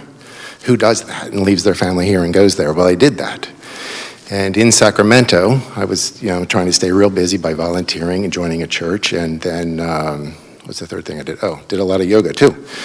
But the one thing I was looking for is an area, a neighborhood, because it put me at ease to be able to get my job done out there and come back. So I was working in Palo Alto and came up and I found an Airbnb rental, which I never would have seen from the street, this beautiful little cottage. To this day, I've been back for years now, to this day I'm very good friends with the family. It's like my other sister, if you will. But it creates really great ideas. It creates good relationships, having Airbnb capabilities or VRBO. I hear this short-term rental thing. That, in my mind, does not have anything to do with short-term rental. That's like either a vacation or it's purpose-driven for a very short time period. So what I also think is it's good to pump money from travel into the local economy, and just ask you to consider that as well. But it sounds like it needs more regulation, because if you're doing something, you got to pay tax on it. And if you're renting, you got to pay tax on that as well. So I'll cut there, and I appreciate you listening. And I would say this needs a little more regulation in it, and I'll leave it there. Thank you very much. Thank you very much. And just to remind everyone, we will have plenty of public comment when we're ready with our regulation ordinance, but this is specific to zoning. I'm going to jump in and come back to the Planning Commission comments, if that's okay. It's Tori Snyder, S-N-Y-D-E-R, member of the Planning Commission for the Township. So I thought it was a good point to jump in to our sort of list of comments, which you guys have read, but the public hasn't heard, in terms of our recommendations, because one of the things that the Planning Commission was recommending was that, short-term rentals have some kind of a tax or a revenue source associated with them to compensate staff for the additional work that will be required to inspect, which I understand is going to be in a separate ordinance, as you're proposing right now, which takes me to the next Planning Commission comment, which is that it's actually not correctly characterized in Erin's letter, which is not her fault. I'm sure I wasn't clear in how I said it, but what we discussed at the Planning Commission was that there's a lot of licensing and registration requirements that make sense for short-term rentals, and that is a big burden on staff. The use is already proposed as a special exception. Those licensing types of requirements that you're considering, which I know what they are, should really be special exception standards so that it takes that off of the entirely being on staff and puts it into, an application fee for their special exception. It goes before the zoning hearing board. There's a record established. So that is part of a zoning amendment that we thought made sense. So that was what the comment was. And I actually think it goes to the issue of we, again, don't believe as a planning commission that the ordinance was ready to go forward. Dr. Gussie, did you have a question? Yeah, I'll just respond that I did catch that point. I know that our previous zoning officer, Mr. Bauman, we had talked through that prior to that meeting, and he had the opposite recommendation. He felt that the regulations really should be in an ordinance, but not in zoning. He felt that that was not appropriate there. So that was an intentional idea to put it separate. I think that might have been during the workshop with you, but I might be mistaken on that. I never heard that. But I just I'm want you to know surprised that hear we did but- discuss that and considered that. I never heard that. Interesting. I don't know when it was discussed, but okay, whatever you're going to do. The next comment was that the Planning Commission, and I know we had discussed this before, a number of us, but had encouraged the board to consider short-term rentals as a use in historic resources especially. And again, I know this is something that the board is talking about coming back to, but it really could be an important, and we can still come back to it, but it could be an easy way to expand the use with extreme limits and really provide an additional revenue source for people who are trying to preserve homes in the township that may have additional, financial needs for maintenance. So that's basically all the Planning Commission comments, for the most part. I think, just to reiterate what Mr. Parker already said, the Planning Commission was just trying to express that we're just not sure, if we're solving the problem correctly, I guess, and we're just trying to come up with we think it would be better as a commission to come up with an ordinance that's addressing the problems posed by these uses potentially, in a very specific and pointed way, rather than just putting them somewhere to check a box that we are meeting our need, based on this case law today. So I guess that's the overriding comment of the Planning Commission. And I just would point out that, the TCD is also a residential district, so, and there are a lot of single-family homes in there, twins, duplexes, Circular Avenue, West Central Avenue, South Valley Road, Darby Road.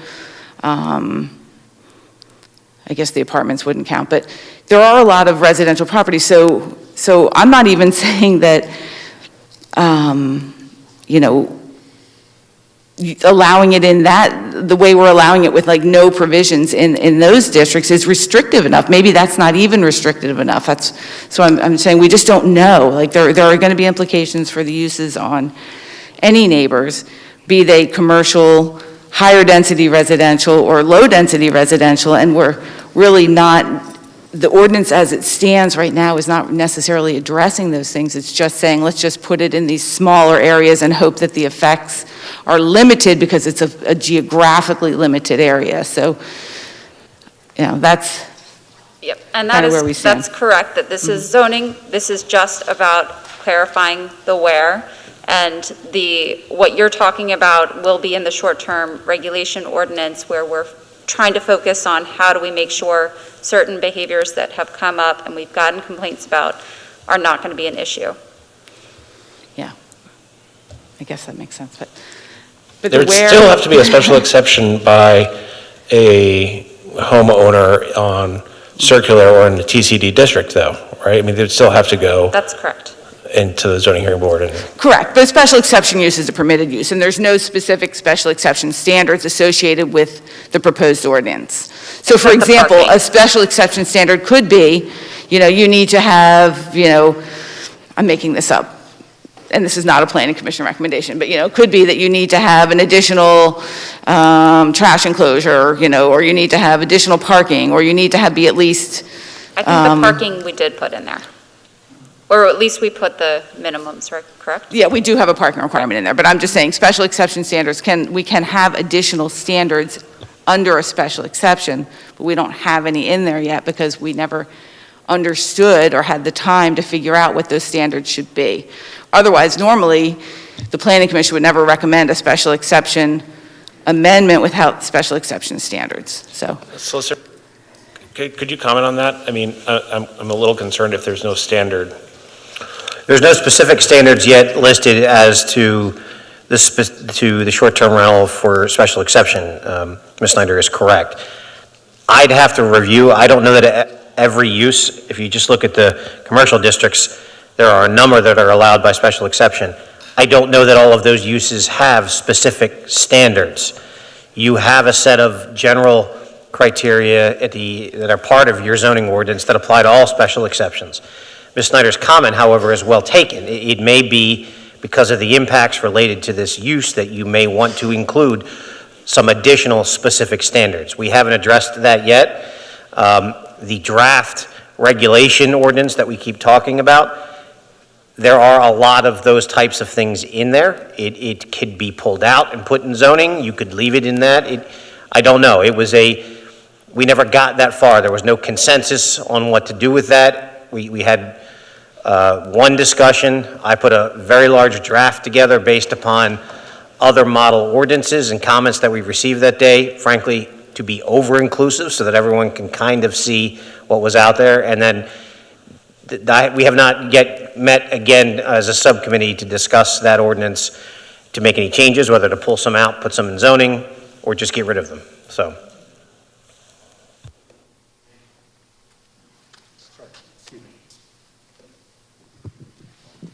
Good evening, how are you? I'm Michael Heberg, spelled Heaberg, 430 Margot Lane, that's in Berwyn, Pennsylvania.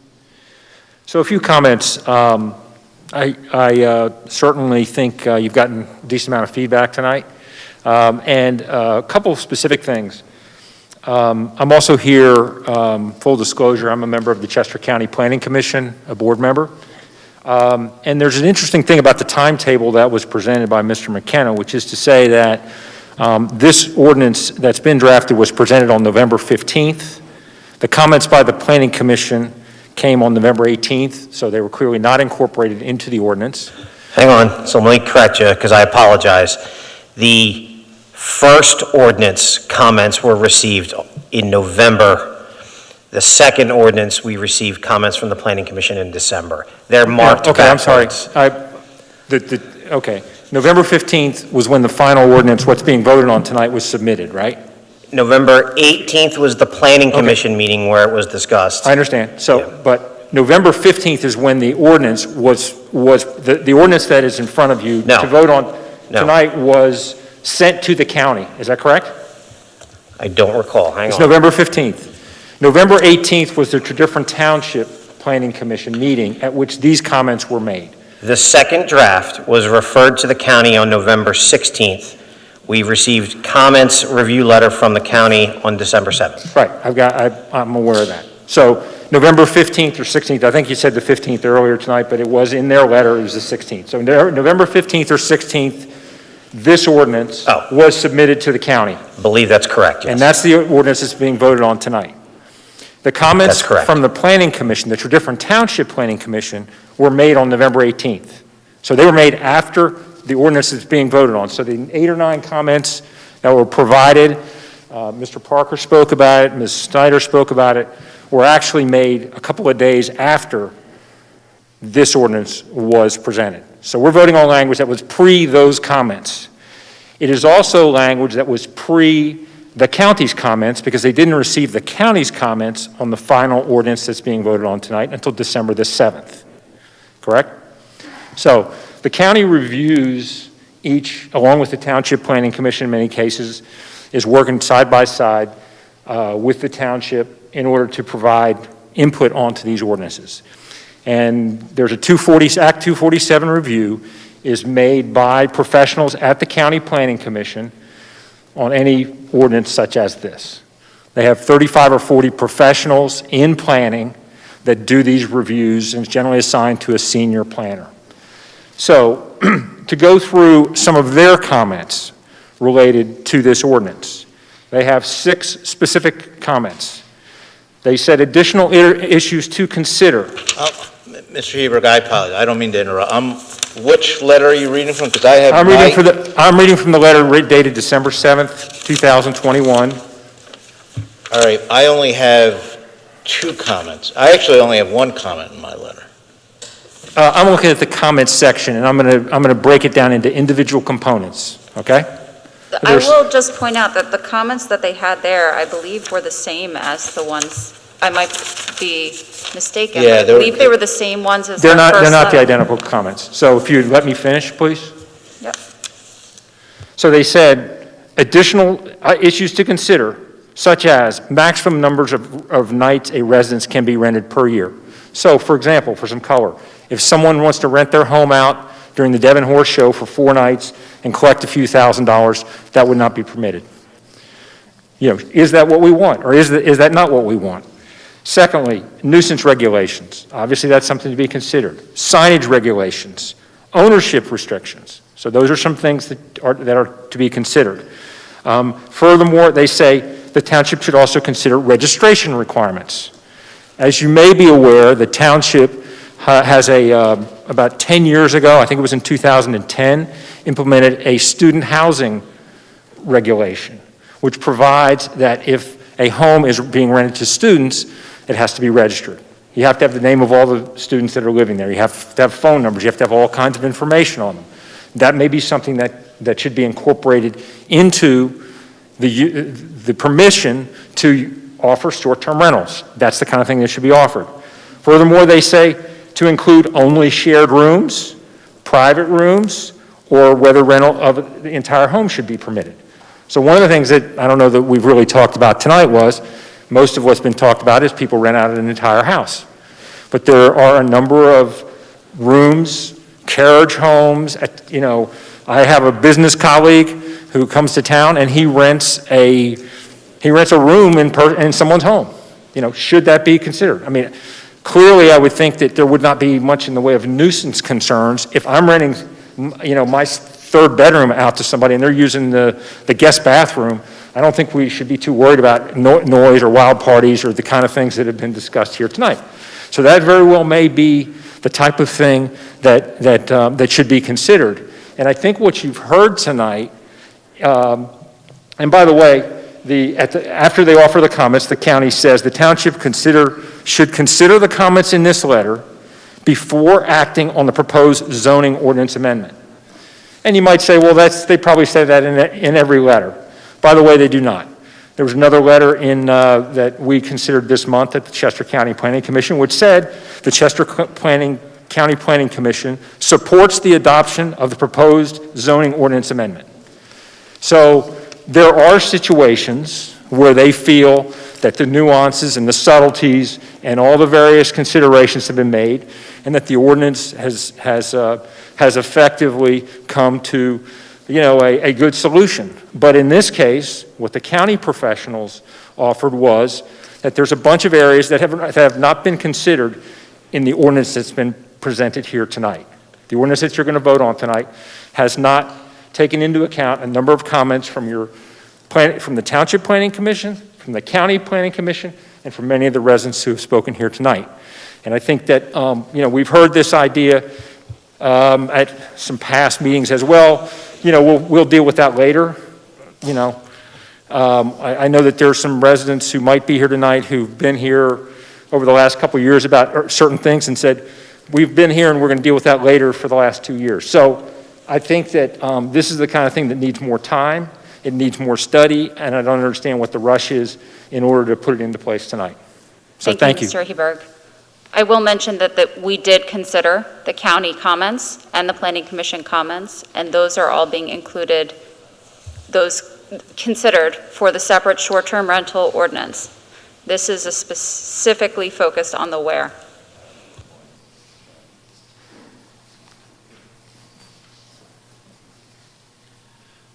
My name's Herb Hutchinson, 63 Anthony Wayne Drive. I just wanted to thank the board for having a public forum about this issue, but I think the board's philosophy of restricting where the short-term rentals can be sounds very arbitrary and not based in sound logic. I think if the Board of Supervisors pass a gerrymander type approach of what zone can have a B&B and what zone cannot have a B&B, it may be arbitrary and illegal. Ms. Humble's earlier comments about passing this ordinance tonight and then maybe allowing spot approvals in the future seems like a putting the cart before the horse approach. I didn't mention any spot approvals. I'd like to ask the police commissioner if he has information about how many phone calls he got about B&Bs last year. I don't have that data for you right now, sir. I'll look it up. I'd also like the police commissioner to find out how many police calls we've had to hotels and motels in our township in the past year, and let's see what the difference is. Let's see if there's a major problem. I would hope that the board does not pass ordinance HR 447 tonight. Thank you. Thank you. Good evening. My name is David Mackey. I live at 49 Cabot Drive in Newport, immediately next to Parkview, which I am intimately familiar with as the past president of the Newport Board. In fact, I've been a resident of Chesterbrook for 28 years, 11 years in Newport, and I'm as close to Wilson Park as is Parkview. I'm here tonight to tell you why, based on my own experience, why it's inapplicable to have short-term rentals in the TCD district, Parkview in particular. Just by way of background, I've also been on the municipal authority in the past. I work with Murph in historic preservation with Patty Benson and Doug Annisted. So I know a little bit about Chesterbrook, and I'm not an attorney like I know four of you are. But I do wonder, does anybody on the board, except for David Miller, live in Chesterbrook? Do you live there now? How long has that been? I lived in Chesterbrook from year 2000 to almost the end of 2002. So 18 years ago or so? Yeah, in the Rampart Drive. It's changed a little bit since then. So just in general, in terms of density, I'm a real estate guy, but I'm not an attorney, but there are about 2,500 residential units in Chesterbrook.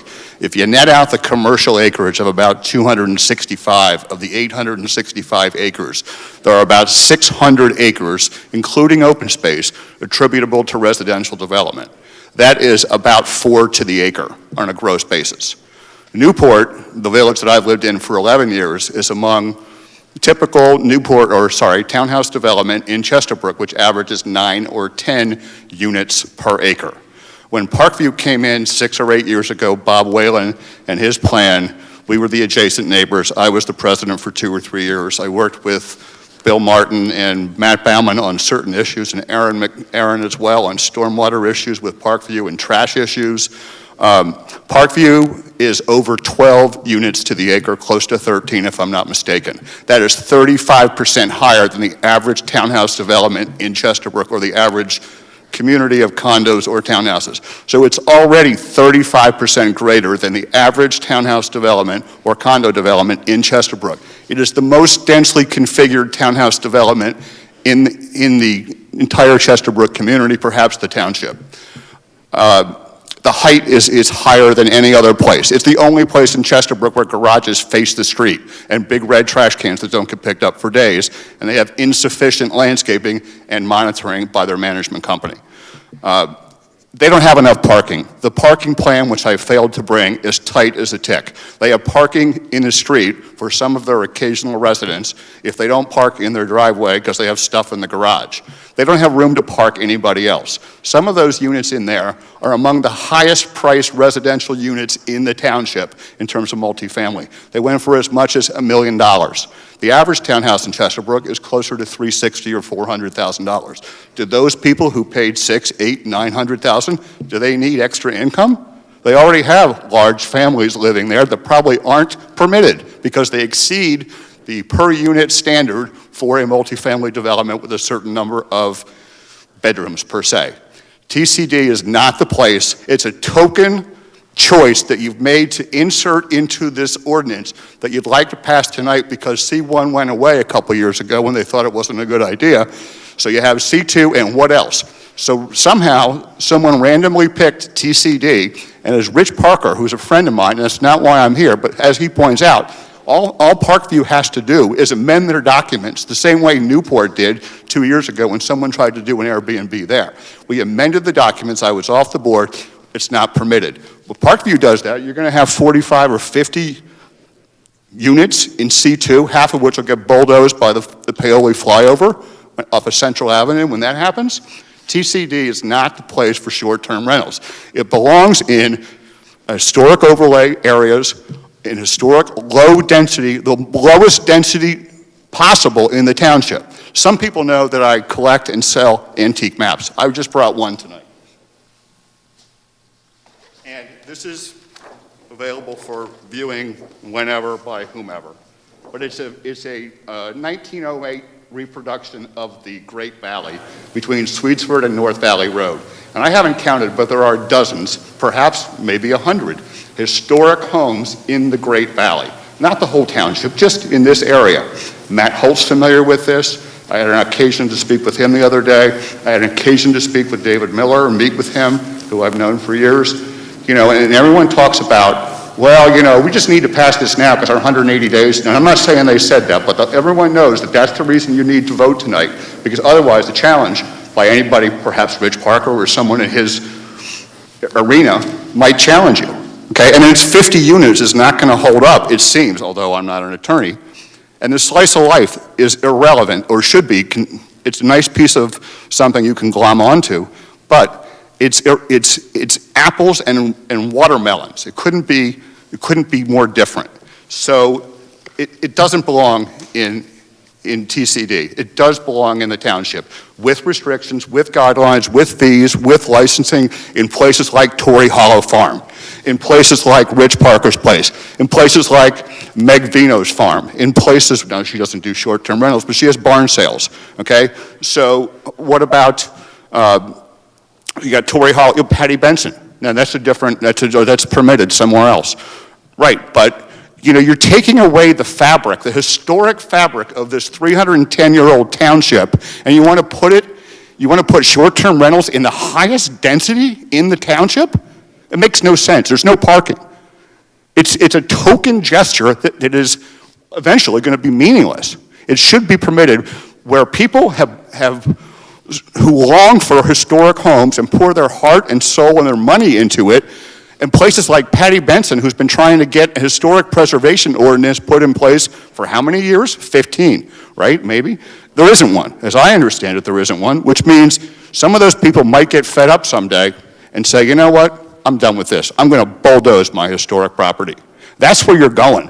If you put it in TCD and don't consider the historic virtues of the township and guys like Rob Williams, who's trying to do the right thing with the historic commission, I mean, that's where it doesn't belong in TCD.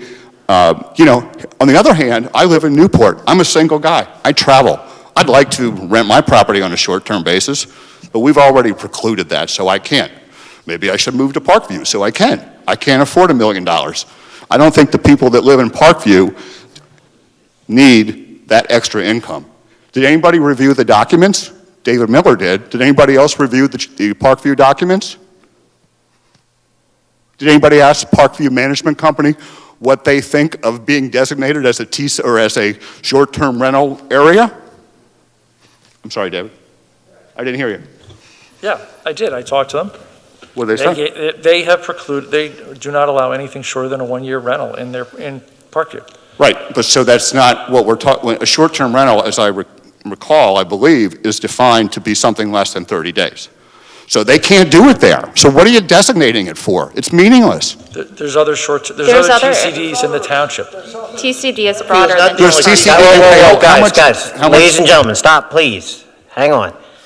I appreciate that typically that's how we'll run these meetings with everyone speaking, but you have a court reporter. This is a hearing. It's more formal than usual, so please, I'd ask one person only speak at a time.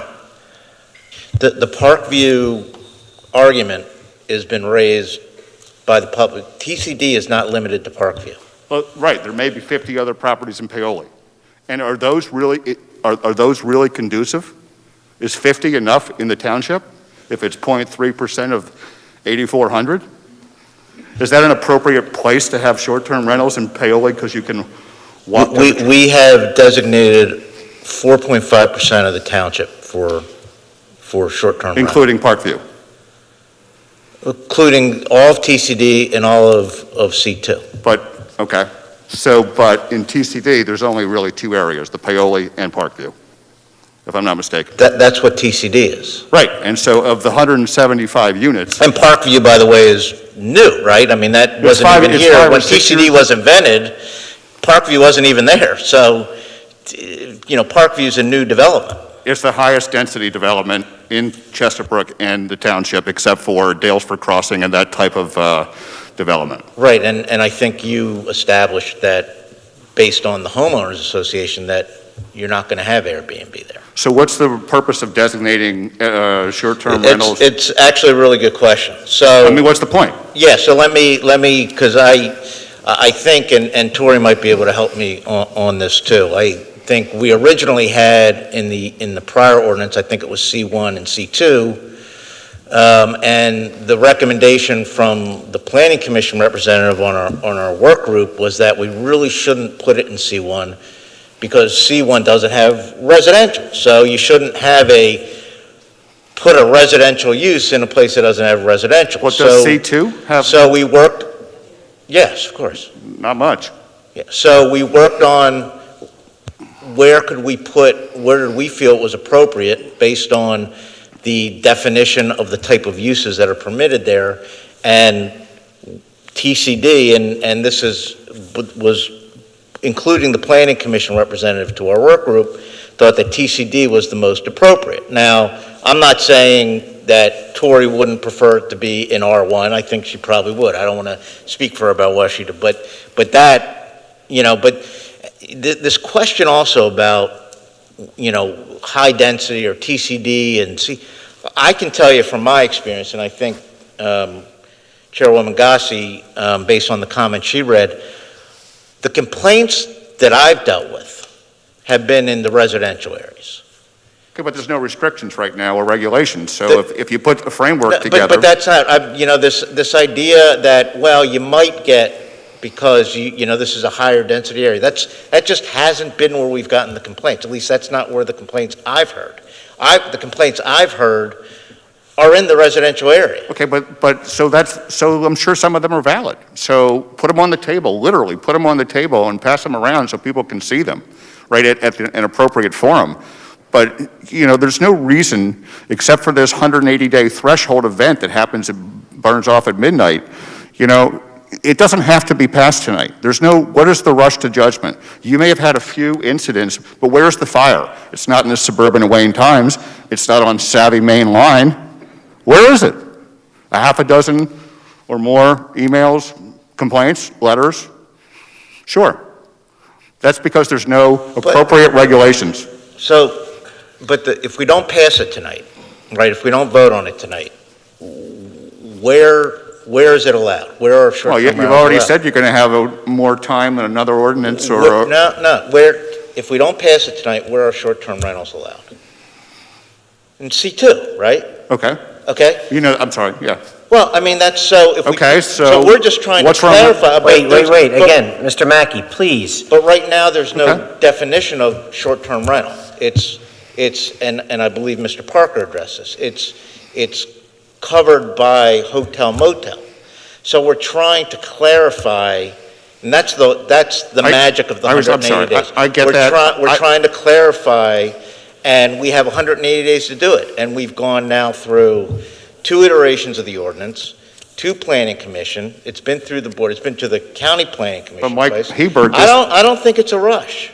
Mike Hebert just pointed out that 2 other significant series of comments weren't considered in. Well, I don't agree. I think if I was going to characterize the county's letter, I would characterize it as a clean review letter. Okay. I just want to say, I don't believe short-term rentals belong in Chesterbrook.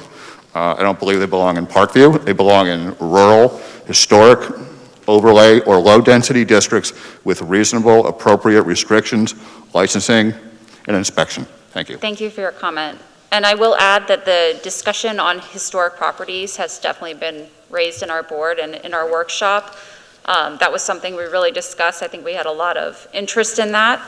And that's something that the recommendation that I heard by people who are better experts at this than I am, is to place that in the historical ordinance as it's being developed as an incentive for people to maintain and preserve historic properties. Thank you.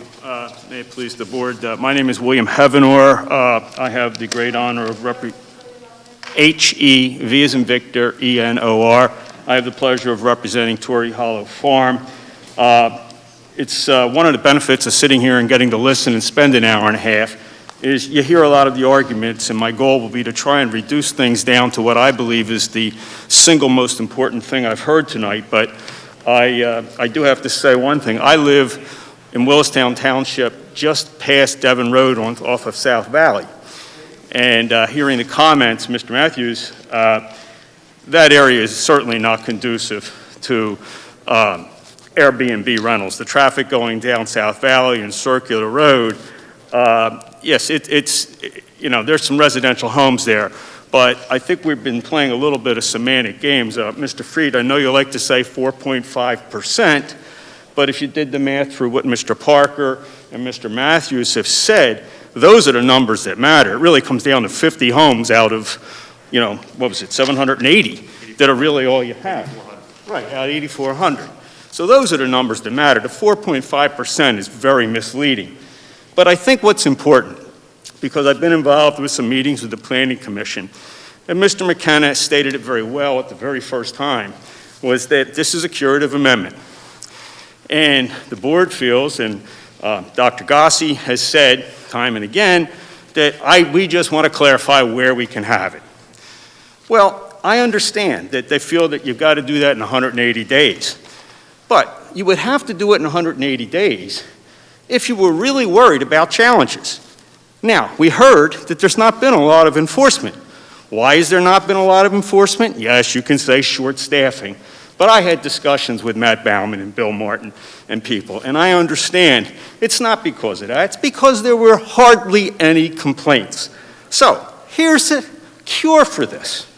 Rather than rush out and say, let's go ahead and put this in these areas, and we'll get to the rest later. And trust me, I've made these proposals. I think Mr. McKenna will verify that early on, as long as a year and a half ago, I submitted copies of ordinances from all around the country, okay? Options, how to regulate it, how to license it, how to tax it. And as a matter of fact, Airbnb does pay directly to Chester County. Unfortunately, Mr. McKenna probably didn't get the accurate information. I trust that he got what he got, but I know that they do pay directly to that. Now, that doesn't matter. What matters is that that can all be done, as everybody agrees, and everybody thinks it should be done. So here's the solution. There's very few actions pending.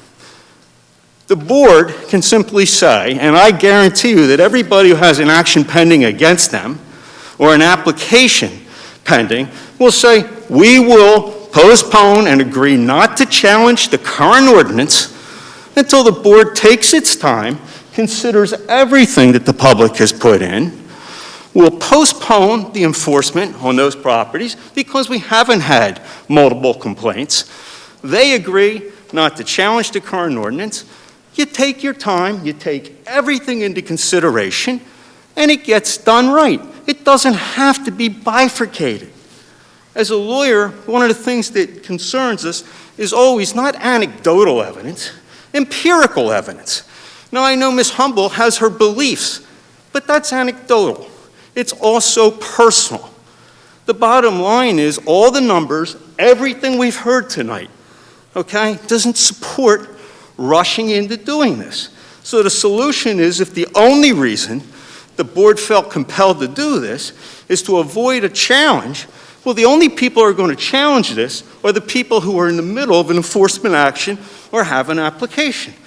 If we can work this out, Mr. McKenna's an attorney, I know that he can agree that these kind of things can be worked out. Let's do it right, and there's no harm to everybody. That's a win-win. Isn't that what government's about for the township? We're not about divisiveness. So I could go on, but the points have been made with respect to the equities. Now we're looking at what's logic and what can be done legally and still get it done right without the rush. Thank you.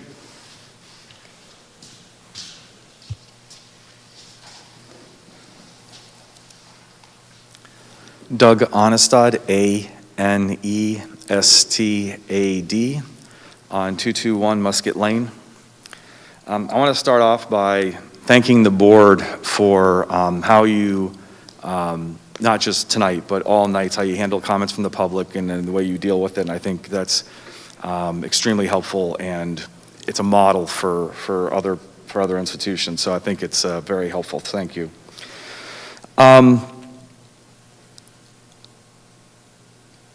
As with some other comments tonight, my big issue, and just for the record, I am not pro or against more or less short-term rentals. I have very conflicting thoughts on it.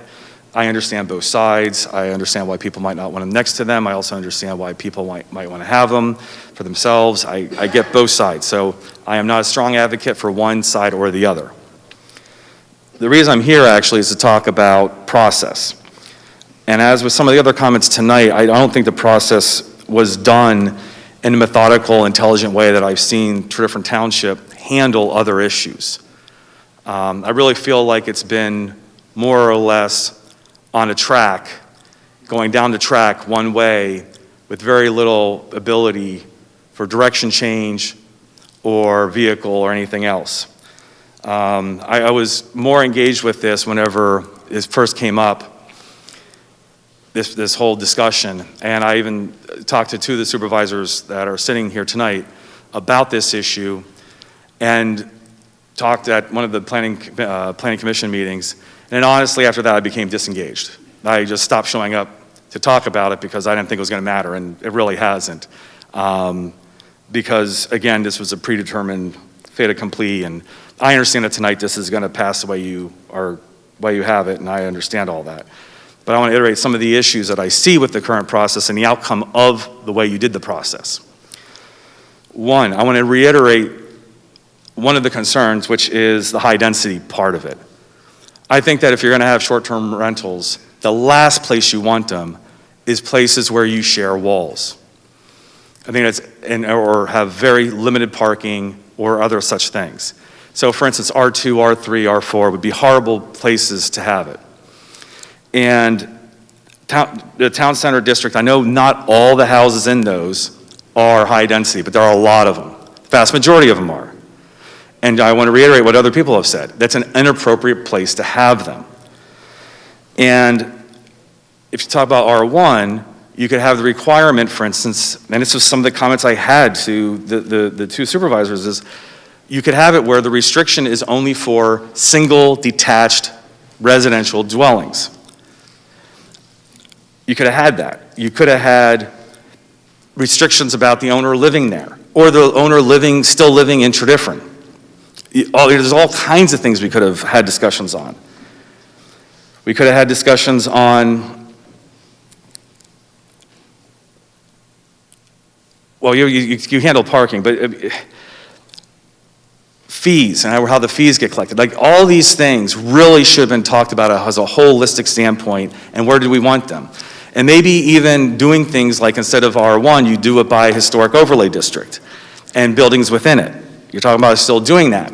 But again, the conversation really should have been in-depth, a deep conversation before now. And out of the 180 days, it really, the real conversations with the Planning Commission didn't happen until way later than it should have. I really wish it would happen like a month earlier. And even if at the point of when you guys decided to have this, scheduling something, even if it wasn't a normal Planning Commission meeting, and allowed them to have more time to have the input and have a real deep conversation, which really has been lacking because we have not heard pros and cons of this that we should have had. And so I really wish, again, that we really would have started off a high level of, instead of just saying this is where we want them, what makes the most sense? Because by law, you have to have some. You have to allow short-term rentals in Tredyffrin. You can't say we're going to abandon all Tredyffrin. By law, you can't do that. So then that really pushes the question where you want them. And you guys are like, okay, C2 and Town Center District. But again, as other people have said, a lot of that's not really the best place. And the fact that Parkview, for instance, has limitations in their homeowner association to restrict it, the township should not be passing policy that requires private civic groups to protect themselves from that. Like, that's not good policy. The township should be protecting its citizens, not their HOAs. So again, it just doesn't make sense. I'm glad to hear that you're going to look at historic houses and how to do that. That's good. When? I've watched boards for many years now, and usually whenever you get to this point and you vote on it, people tend to relax, sigh, and then they always have the best of intentions, but they don't really come back to it because they have other fires to put out. This township and its Board of Supervisors have a lot of other issues you're dealing with. I mean, this is not your most pressing issue you're only working on. I also have a problem in process in terms of enforcement. One of the things I love about the Tredyffrin Police Department is the fact that they try to not escalate situations and they try not to arrest people. And it's a good philosophy, and I'm glad that we have them with that philosophy. But with this issue, there was a rush for a lawsuit when normally that wouldn't have happened based on the whole history. And it's kind of unfortunate that that happened. And I hope that in the future, the township does everything possible with civilians to try to resolve things before you take a lawsuit approach, which at a minimum is going to be many thousands of dollars for a private resident to contest. So I really hope the emphasis, because this is kind of an abnormality. Normally the township really doesn't do this, but in this case it did. That bothers me. That bothers me that other things that are normally done weren't done in that case. I hope that when you look at changes to this, such as historic houses, whether or not people should live there, other things like that, that you do go back to the Planning Commission with the directive to have an outline on how to do that, kind of like how they did it with the student housing. And I know the student housing is not perfect. There's been complaints. Of course, when you do anything, there's going to be complaints. That's congratulations, you're in government. But I hope that you do that and, really allow that process to happen. And that's going to take a while. So at any rate, I really hope that this process with the going down a track really doesn't happen much in the future. It hasn't been very pleasant to watch. And I hope that you guys really do follow through, which I heard you are, which is good, and that the process you use is good and inclusive and really thinks about these deep issues about where it belongs, because it's a hard problem. It really is. I appreciate the position you guys are in because it's hard. But I really hope that the process does improve going forward for this and other issues. Thank you. Thank you. Do we have any other public comment tonight? Oh, I'll go first. I'm going to take this off so I can speak better. Good evening. I appreciate the opportunity that I've been afforded tonight to speak tonight on short-term rentals. I am the proud owner, Corey Anderson at 775 West Wind Drive. West Wind Drive. I'm really lucky to be, I actually want to talk to everyone, an owner here at Torrey Hollow Farm, which is about a mile from here. You have to, you read my lips, okay. I'm here in opposition of this HR 477, and the reason I'm going to go into my situation a little bit is very valid in terms of why we have to be very careful on the next steps and where I feel that this is going, and that's why I need to talk to you about how I've gotten to this point today. Excuse me, ma'am. To the board. Ma'am, would you please speak a little closer to the microphone? And, yes. My hearing's not that good. So I'm here in opposition because I do feel it is short-sighted and it is a one-size-fits-all approach today. I have, and it completely, in the future, next steps will go completely against the career that I have created for myself and the plan that we implemented many years ago, my husband and I, to get to this point. So, you know, it doesn't affect other zones today, but I have sensed, I've been told, that things will not pass, that things will be implemented in the future to prevent me from doing what I'm doing and doing a really good job at it today. So, you know, I am in support of regulation and licensing for short-term rentals, and in fact, I would be a great example to be someone that you could speak with or use us as an example to help implement those, and I'd be, you know, a great citizen to, you know, join up with. I've been a proud Tredyffrin East Sound resident for the past 12 years. I gave up a corporate career to move down the street with my husband to Torrey Hollow Farm. And that was to follow my passion of animals and coaching lacrosse and raising my 3 beautiful children. I'm a lacrosse coach here at Conestoga High School, and I'm a coach with the Philadelphia Blast, the 3rd and 4th graders, which I'm so proud of. And I'm also on the board of the Quick Sticks Youth Lacrosse Organization, which none of that would have been able to happen if I had my other career. It just wouldn't have worked out with our practices. Before committing to this drastic lifestyle, we did our due diligence in examining the possibilities of doing this at Torrey Hollow Farm. And in fact, we went to the Township and spoke with specific Township enforcement and were told that we would be able to do so. And, you know, of course, that was something that we took very seriously. Our Airbnb, and we've decided to use that platform based on my investigation of the different platforms on how they're able to vet potential guests, how they're vetting me as a host, and how they're able to also remove fees. You know, they pay the governments directly. It's not on us. We can't go rogue. You know, it's all so regulated. It's also got an amazing checks and balances system. If I'm not providing a great service, they will shut me down before you guys ever could. They won't allow it to be on their platform.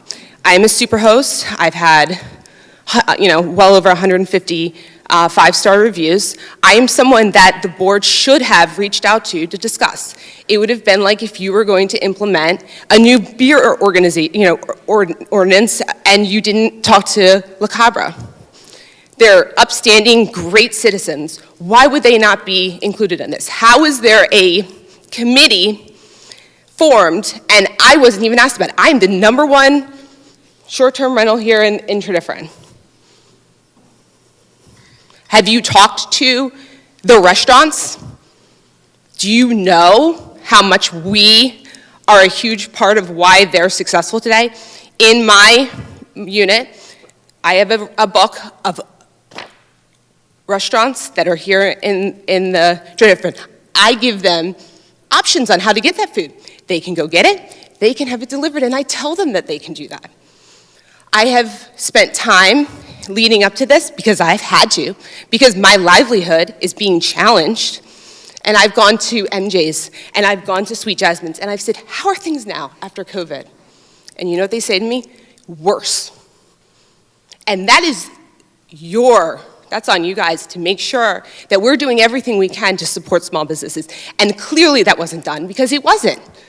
Nobody can answer any of these questions. We're in a meeting today, knowing that we're coming with these, and you're not able to tell us how many complaints there have been for short-term rentals.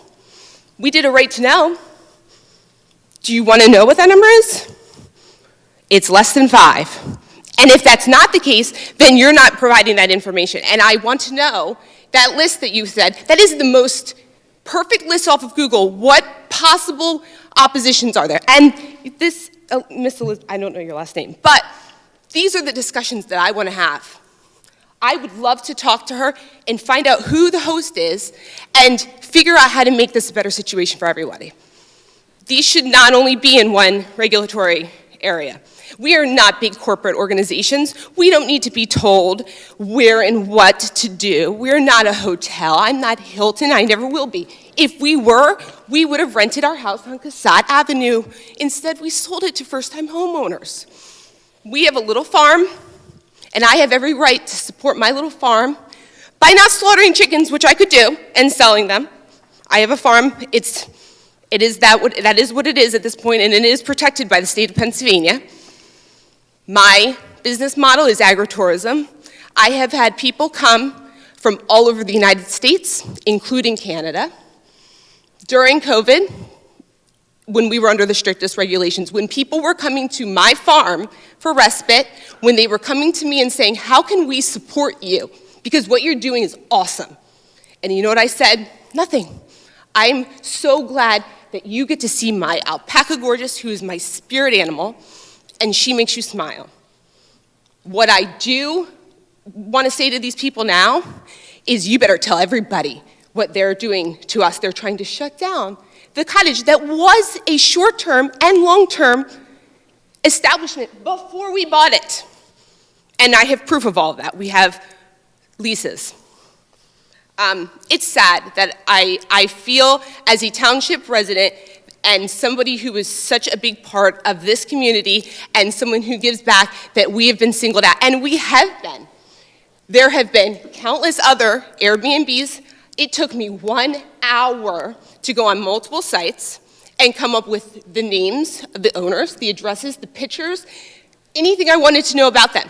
If this was an issue that we were going to zero in on and we were going to move forward with, and it wasn't about maybe some individuals, and I still don't understand it all, this would have been at the forefront of this process. You would have more today than you did a year ago when this started, when we were cited.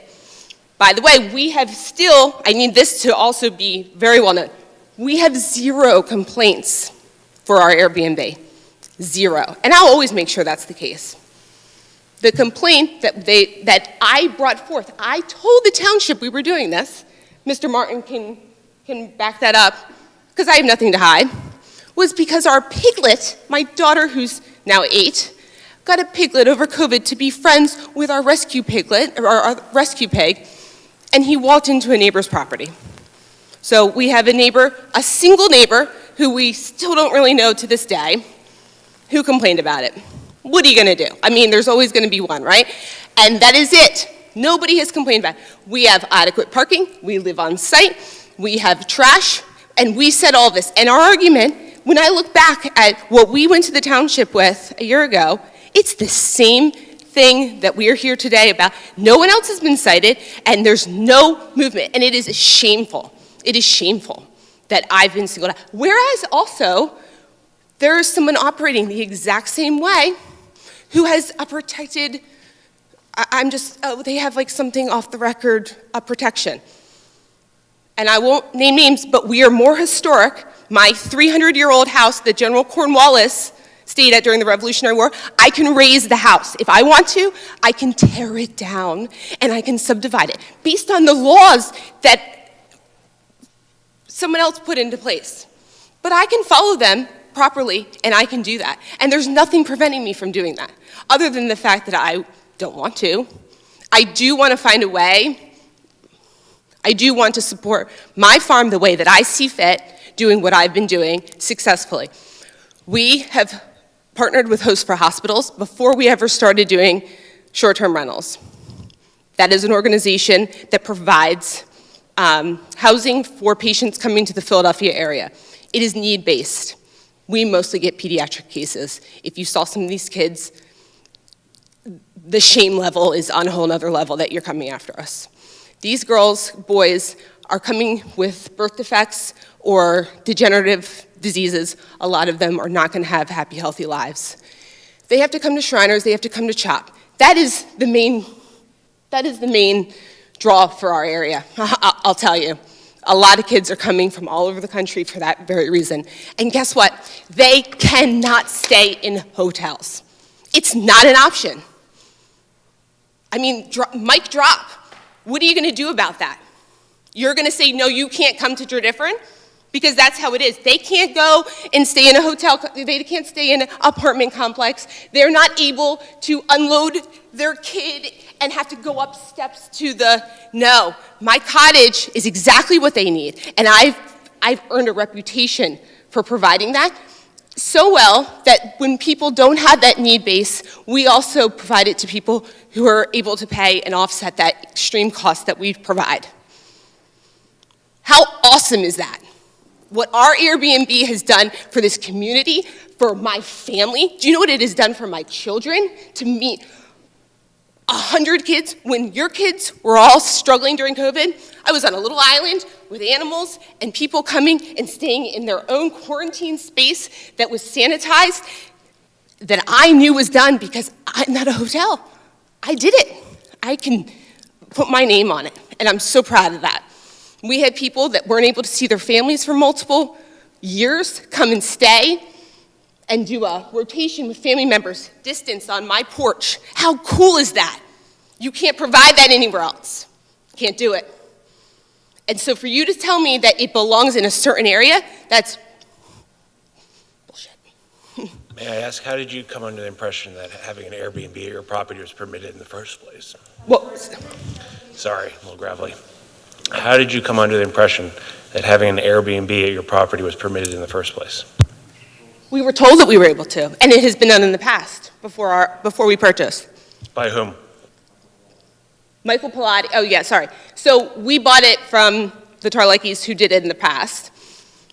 When we did our multiple showings, the realtor, oh my God, this is what we did. We then, upon purchase, Sean and I did one major project a month to take it to the standards that I hold. I have a degree in tourism and hospitality management. I'm your girl. I'm the person who should be working on this committee with you guys. And you know what? I'd be collaborative, I would be passionate about it, and I would help you all understand the different issues around it. I've been learning this since I graduated, and this wasn't a national issue. This was something that I took a class in already. I mean, doesn't that seem reasonable? It does to me. It sure does to me.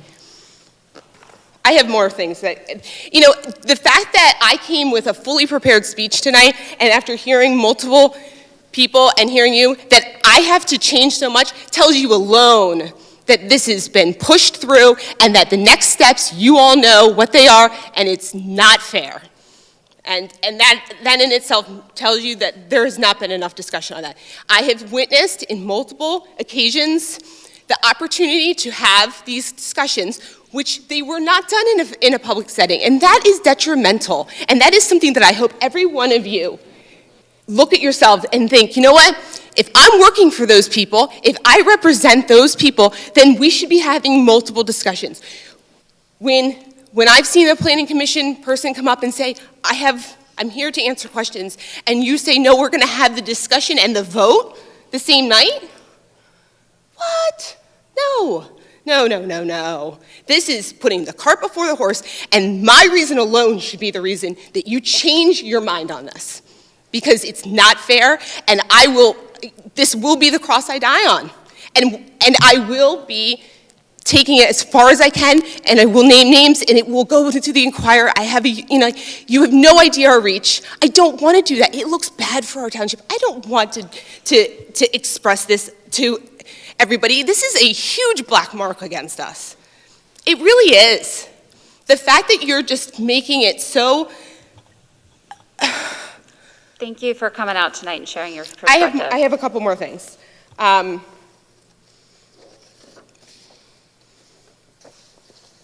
It's really a shame. Oh, that's why. I only have 2 pages. I'm missing a page. No, I'm not. Yes, I am. I also want to mention our new neighbors that moved in next door. We had a couple who lived in Chesterbrook, and they wanted to get away, and they came and stayed at our cottage over the summer. They pelted me with questions. I did so much, in telling them what we did and how we derived, how we got to this point, and they were like, we just want to live here. This is probably the most telling thing I've ever been able to share. We stayed in somewhat contact, and he just reached out a couple times and said, we missed out on this house, we missed out on this house. They put in offers for 5 houses in our development within a half mile and missed out on them. They ended up buying the house next door to us. So if they had had an issue with any of this, don't you think they would have not wanted to move in next door? And they bought the house from one of our other biggest supporters. We have not a single bit of opposition for our Airbnb that touches us. So when there are, residents, I honestly feel for that. If I get it when something you don't have control, but I do think that there's an opportunity for a resident to reach out to a neighbor, whether or not they live there, and to find some common ground. And that's what's really missing in today's judicial system and our political climate, is just finding some kindness and not holding against someone that they feel differently. I'm totally fine with somebody being adamantly against short-term rentals. You're going to have a different perspective after talking to me, but I'll hear you out. And I really feel like that's not what's happening here tonight. I feel like it's very short-sighted to put them in one area and to, we're not saying it, but to disclude others, because that is the next step, right? Thanks again for your comments. I think there might be one more person who wants to speak.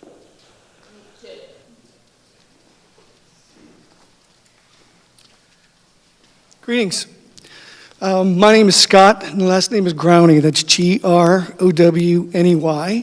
I live at 235 Keller Road in 235 Keller, Kellerer, as in Helen Keller Road in Berwyn.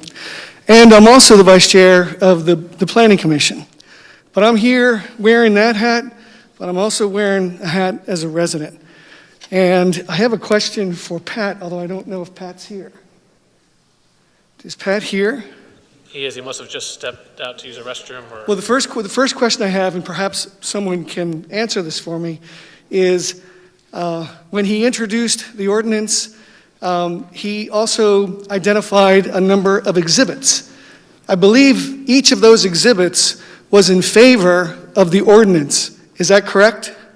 That is incorrect. That's incorrect. Were there exhibits that were opposed? Yes. Yeah. How does one get on the agenda there? And the reason I ask is that I actually have an email that someone forwarded to me again tonight. I had seen it before. It was directed to the supervisors back in November. If I'm right about that, is it November? Yes, November 12th. And it was a person who actually is one of those individuals in the township that's operating an Airbnb, and the person identified why he did it and how diligent and conscientious he was about that. And he was very frustrated because he never heard back from anybody. It was directed to the supervisors. He never heard back from anybody until last night. He heard from Supervisor Humble. And I don't know what was discussed, but I know that he was really frustrated that nobody had contacted him. No one had the courtesy to contact him. But he wrote the supervisors. So I don't know how that process works. Maybe there's a disconnect somewhere in communication. Those things happen. But it obviously happened here, and it wasn't appended to the agenda tonight as an exhibit. I have a copy of it. I'm happy to leave it, and maybe it will become part of it, but I fear that that won't matter anyway, because everybody knows this is totally outcome determinative. It has been from the very beginning. We identified this on the Planning Commission as a rush as soon as we saw it. In fact, we saw it before the first Planning Commission meeting because we were asked to comment on the draft ordinance. Now, that was a week, less than a week, before the Planning Commission meeting, and we were asked to provide our comments by like Monday so that our comments could be incorporated into a revised ordinance that we could then consider at our next Planning Commission meeting. Well, we immediately, to a person, thought, what's going on here? Has anybody ever seen this before? Some of us have been on the Planning Commission for a little while. And I certainly had never seen that before, and I raised that question. And I got a big explanation about why this is so important and why we need to act within the township needs to act within 180 days to avail itself of a curative amendment process that ultimately will further what? A litigation tactic. Because for whatever reason, the township decided to put its foot down and sue somebody in the township and maybe threaten others and work on settlement arrangements with others. Now, this is a big policy. This is a huge policy. And the discussion tonight proves too much. I know you're listening, I know you're hearing. You may be dead set on passing this because you think that litigation tactic is the most important. Now, I've heard repeatedly that this is about the where. Well, I got to tell you something. It's also about the why. It's also about the how. And as far as the why goes, this is clearly because no evidence has been presented at all about the scope of this problem. People have heard anecdotally, hearsay, not exhibits. They've heard that this is bad. And there are personal opinions out here that this is bad. Okay, I believe in let the buyer beware. I believe in caveat emptor. And I also believe in the power of the marketplace because these uses regulate themselves or they're out of business. But I think that this is something that needs to be considered and regulated. But it has not been an iterative process, and to say so is to put lipstick on a pig. This is shooting the parents and crying orphan. You started a lawsuit and you're trying to avail yourself of a curative amendment that will prevent a validity challenge. What lawsuit are you referring to? I don't know. Would someone on the supervisor board or Patrick want to identify a lawsuit? Because my understanding is that there's a lawsuit. You keep referring to this lawsuit. Well, I'm trying to understand. Let's just say it's a generic lawsuit. There is one. Okay, what lawsuit are you referring to? Do you know about it? What lawsuit are you I'm asking you, do you know about the lawsuit? I'm not sure which one you're referring to. I'm talking about a lawsuit to actually hold a person in violation of the zoning code. Doesn't matter who. Okay, thank you. Really? Mr. Growney, It doesn't matter. I did go through all my township emails and personal emails yesterday to see if there were any I was copied on or had received. It's okay. To make sure that I called the resident. It's okay, good. And then I sent them the agenda. Which is good. To the meeting. Which is good, which is part of the process. People obviously want to participate. I'm just not confident that there's been full participation. But I've been listening tonight, and I didn't want to speak because I wanted to hear what everyone said. And you know what? Those who are opposed, their positions are entirely valid. They're legitimate. They deserve to be heard. I've only heard that for the first time tonight. So have you, as far as I know, maybe not. But I hear the overwhelming majority of the input tonight is, why the rush? Don't rush. The litigation tactic ain't worth it. It ain't worth the damage to the credibility of this board, because this is an area that needs to be regulated. We have a solution in search of a problem. And even if there's not a problem, it probably should be regulated anyway, because this is a use that is gaining traction and popularity. And it's a valid use. And I don't know how many of you have used Airbnbs, but I use them all the time. I follow my daughter who plays Division I lacrosse everywhere. We stay in Airbnbs, and we don't stay in places with shared walls. We stay in really nice places, and we share it with our friends, other parents, and we have a wonderful time. And we have Valley Forge Park, and we have the Devon Horse Show, and we have graduations and weddings. We have a great infrastructure here. And that infrastructure should support a valid use, and it is a valid use. As far as we're only talking about where. Well, that's the problem. The where is the problem.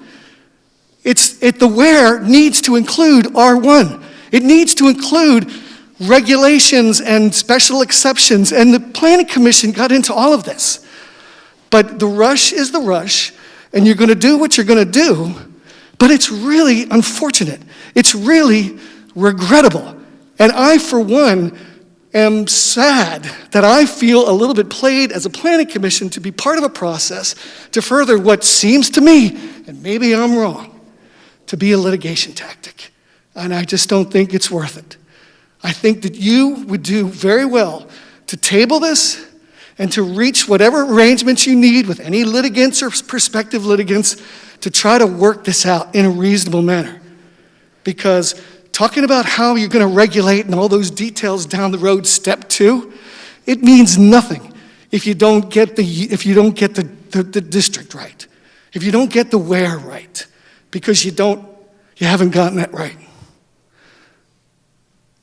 That's all I have to say. Thank you for your comments.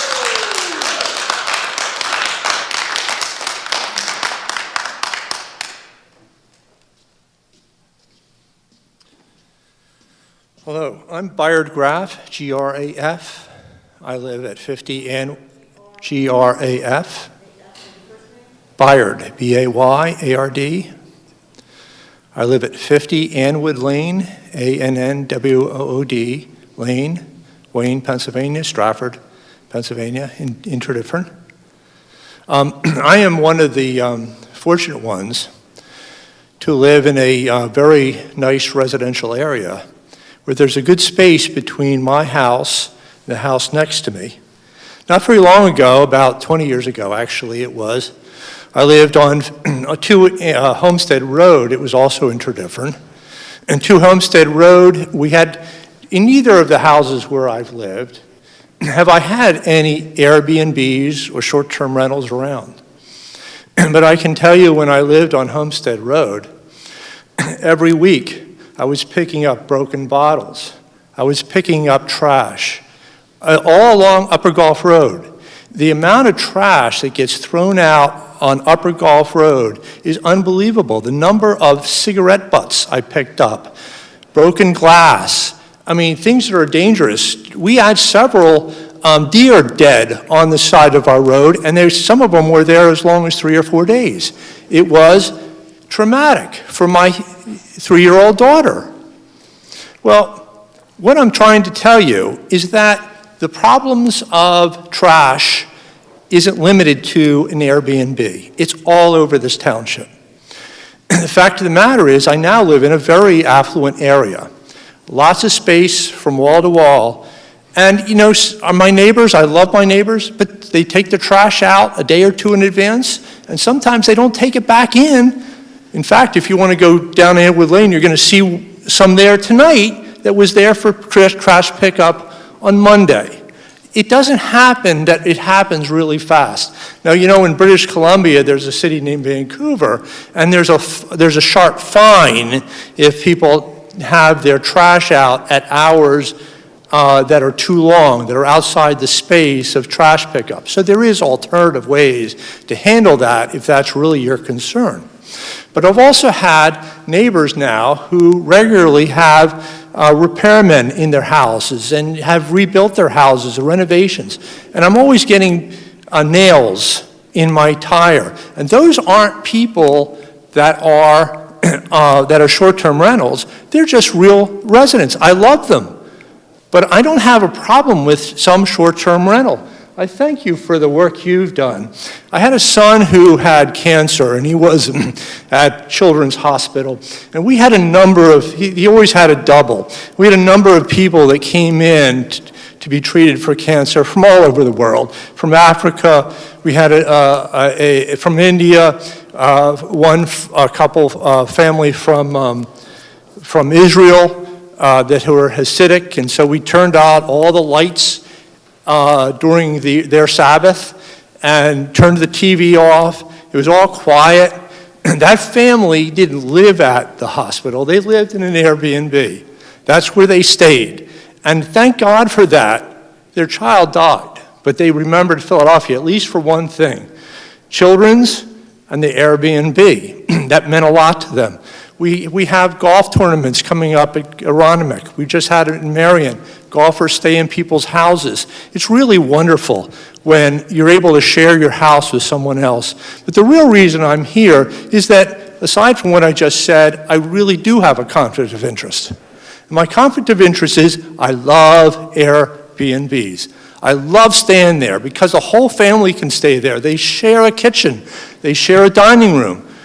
And they share the family room. And they come down for breakfast. They're all together. It's not like staying in a Marriott where you're in separate rooms. I've got sons in one room, daughters in another, my wife in another. Then my son gets married and they got yet another, and we're all spread out. No, we're all in one house. And I've enjoyed this, and I've been treated that hospitality all over the country. I remember I was in San Diego, and the house was overlooking the Pacific Ocean. Absolutely breathtaking sunsets on the Pacific Ocean. These are the special things for those people from Southern California to come and get an Airbnb in Tredyffrin, how tremendous that is. They've never seen the foliage that we have. The green out there is because they've got irrigation. Here, it's real beauty. It's not irrigated. It's real beauty. In California, they don't have songbirds in the morning because the winds coming in from the Pacific Ocean push the insects inland. And so there are no songbirds there. When the Californians come here, they're thrilled to get up in the morning. They can see the foliage. They can't wait to hear the songbirds chattering at them. And this is what's special. You don't get that in the commercial areas. You get that in the residential areas. You don't see the Pacific Ocean from a hilltop if you're in a hotel in San Diego. You get it because somebody took the time to take care of a house and to make it a friendly place. Everything that has been said here, I think I agree with, including I really love some of the comments from the panel. Now, I know that the supervisors have a hard decision to make because if they're going to be open-minded and they're going to reach a proper decision, it's a very difficult decision to make because they've got to get over their initial impressions. And keep in mind, for example, Murph and I both practice law. We have an office somewhere, and then all of a sudden, COVID hit. We have to move into our houses, and a lot of us did. And you know what? Thank God that it wasn't illegal to practice law in your house, because if it was, we weren't allowed in our offices. We would have been arrested. I don't practice tax law, so I would have been arrested. But fortunately, we didn't have that regulation here at that time. So thank God for that.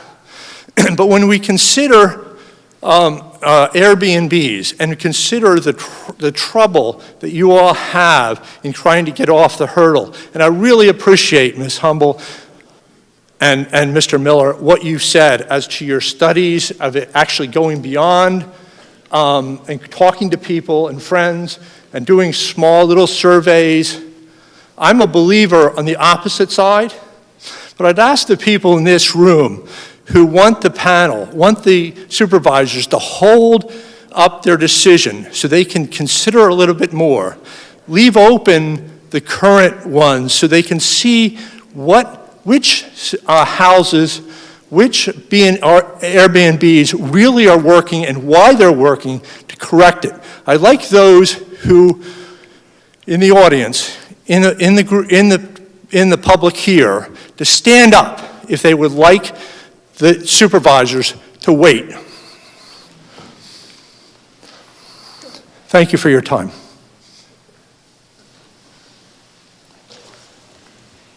Thank you. Looks I like. have just one more very brief comment. All right. Mr. McKenna, I'm sorry, Brian Fenoff, Fenoff, at 3 Revere Road. So, Mr. McKenna, you have, what were the list of the advertisements that you did for this?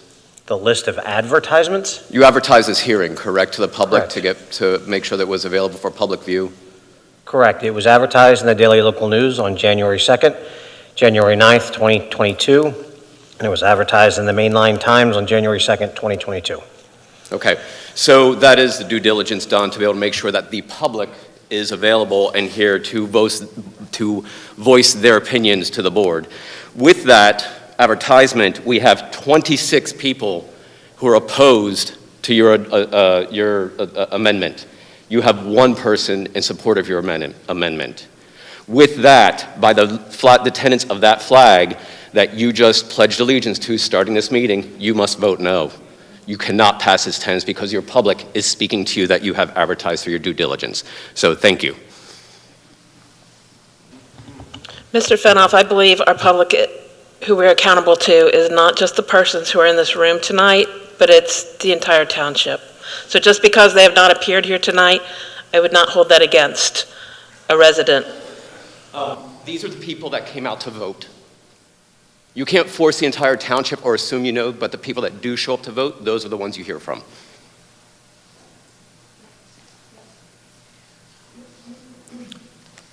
Hi, my name's Sean Anderson, 775 West Wind Drive, also co-owner of Torrey Hollow Farm.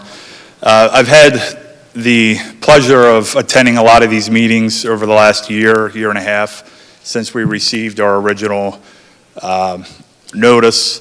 I've been to Board of Supervisor meetings, I've been to Planning Commission meetings, I've been to Zoning Hearing Board meetings, and I've heard comments from all of you over the last year and a half. I know more about stormwater issue than I care to know about, more about the rights to what trees you can cut down on your property that I care to know about. And during all those hearings and meetings, there was a lot of opposition, a lot of support, there was a lot of discussion, there was committees formed, there was firms hired, money spent to come up with support to back the decisions you made, regardless if it was stormwater or whatever the issue may be. And this whole issue with short-term rentals over the last year and a half since we've been involved, there's been zero of that. Absolutely zero. This is the first night that we've had an opportunity from the public to speak to the Board of Supervisors. I've also watched the interaction with the Planning Commission and the Board of Supervisors, Zoning Hearing Board. And before I got involved and started doing research and asking questions, I always assumed that you were collaborative boards, work together. We're all part of Tredyffrin Township, and I'm shocked and borderline embarrassed how that's the complete opposite. You have Board of Supervisors posting on social media, taking shots at the Planning Commission that the entire township talks about. Highly unethical.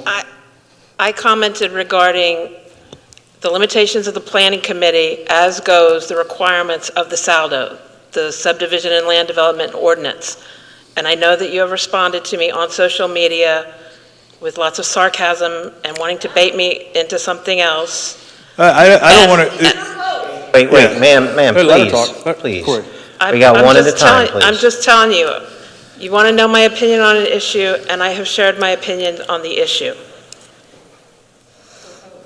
You're an elected public official. Yes. Okay. I just want that on record, okay? It's a matter of record.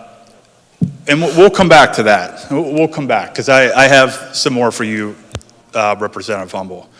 I heard Patrick McKenna at one point saying that Tredyffrin's not a destination township. When we reference the slice of life in Poconos, people go to the Poconos to party, have their bachelor parties. I think you're missing out. Tredyffrin is a destination township. As we referenced earlier, the medical treatment that people receive at CHOP, Shriners Hospital, people that come to this township to visit Valley Forge Park, we are doing everything we can with a historical property to make this a destination township. Mr. Wasaki, I've heard you at several meetings saying we're doing the best we can with what we have, referring to the budget. We had, Mr. Freed, and I know I've shared it with you before, you were at one of the Planning Commission meetings, you got tired of hearing people saying stormwater was a problem, you want solutions. We have a solution to help with your budget, to help give you a solution to a problem. License it, regulate it, and real simple, you violate the license, one time you're fined, second time you're fined, third time your license is pulled, like any other license. You have a solution to generate revenue to this township that you're flat out ignoring. You also have a responsibility on this committee that was formed. I know my wife asked, have you reached out to the restaurants? And she kept talking and no one answered. I would like an answer from the committee. Did you reach out to restaurants to talk to them about how bad they're struggling during COVID? Ms. Humble, you were part of the committee, correct? I am aware how the restaurants have struggled during COVID. I'm aware of that. It's been a matter of public record. It's in the news constantly. The restrictions when they couldn't open, the restrictions when they could open, but they could only deliver food or have pickup, yet people were still wary of whether that was safe. Right. Some people just simply cannot afford to order or eat out at restaurants enough, to keep them moving. And the national average is that most restaurants fail within 6 months of opening. So I know that there's that as well. But I think we're all aware of how the restaurants have struggled during COVID. Well, when people come from all over the country to stay in our township at our short-term rental, they have to eat. And we're pushing them to all restaurants in this township. Again, yet another issue that I don't think the township has taken the appropriate measures to understand the ramifications of it. One of the other comments I heard at one of the Planning Commission meetings from Supervisor O'Neill, who obviously recently stepped down or retired from his position, he talked about how COVID has changed our lives. And COVID not only has changed our lives over the last year and a half, his exact words were, COVID's going to change our lives for the next 20 years. For most of us in the room, that's the rest of our life. God willing, we're still here in 20 years. But is the township taken into consideration how the way we travel to visit family, to visit friends, to travel for work, to receive medical treatment, to receive treatment for their pets? Has the township considered how that's all changed over the last year and a half, 2 years with COVID? I'm asking, has the township considered that? I think what we do here at the township is take our cues from first the county and then the state and then the federal government. And yes, we do. We try to adapt in terms of what those situations are. When you talked about the restaurants, again, we're all aware of what's happening, and we're grateful for folks like you who send business there. I try to use those restaurants even when I wasn't supposed to, when it was almost a full lockdown. So we're aware of that. And yes, no, we don't turn a blind eye to how it's affecting our medical services, but there's not a lot we can do as a township to affect and change or work with our medical services. What we do is make sure our first responders, fire company, and police have PPE so they can go around with safety. So that's what we do. We haven't been looking at the next 20 years, although I agree with former Supervisor O'Neill that that is going to be a problem probably for all of us in different ways. Let's hope the least of it will be follow-up shots every year. Let's hope that that's the least. So yes, we do look at those things, but not in the global scale that I think that you're talking about. We look at it at the narrow township scale. And I think that's why a lot of people in this room have concerns that tonight's amendment would be to permit them in commercial and the townhome buildings. People aren't coming from outside of Tredyffrin Township to receive medical treatment at CHOP. People aren't coming here in this COVID climate we live in to go stay at a short-term rental at where you're proposing to put them in at. They're just not. Thank you for your comments. I have one last question. Everyone's talked about that this will get, even if this is voted on tonight and you vote to push it through, that there will be opportunity in the future for this to be revisited for residential, R1. Is that true?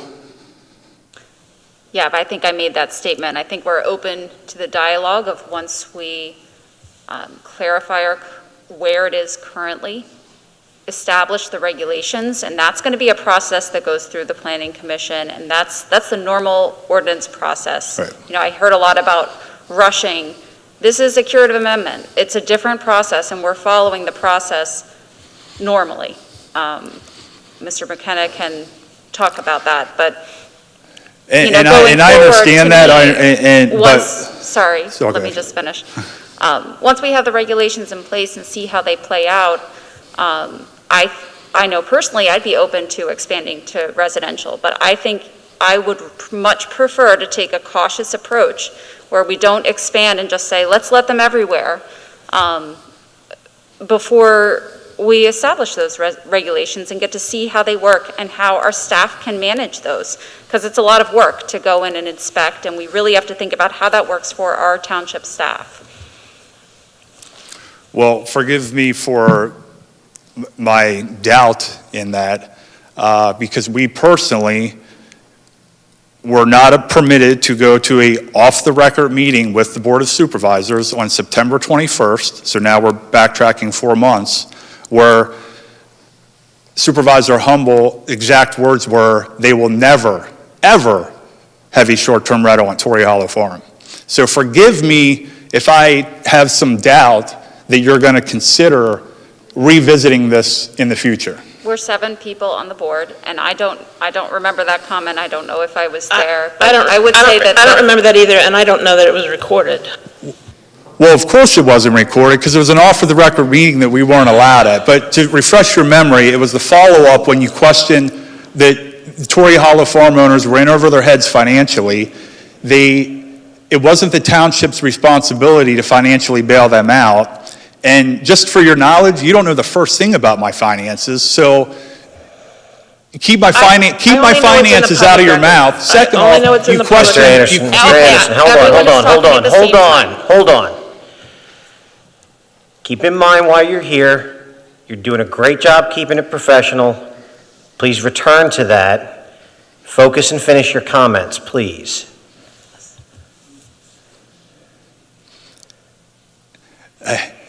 It would be nice if the professionalism was both ways. Thank you. All right, Madam Chair, hang on, because it has been almost 3 hours and the court reporter has not had a break. I would recommend at some point that you take a 5 or 10 minute recess just for that purpose. Okay, and I'll also say I can see that the people who are standing up have already had a chance to speak, so maybe at this point we can limit it to people who have not yet gotten a chance to speak. Why don't we take a 5-minute break now? All right, we'll go off the record.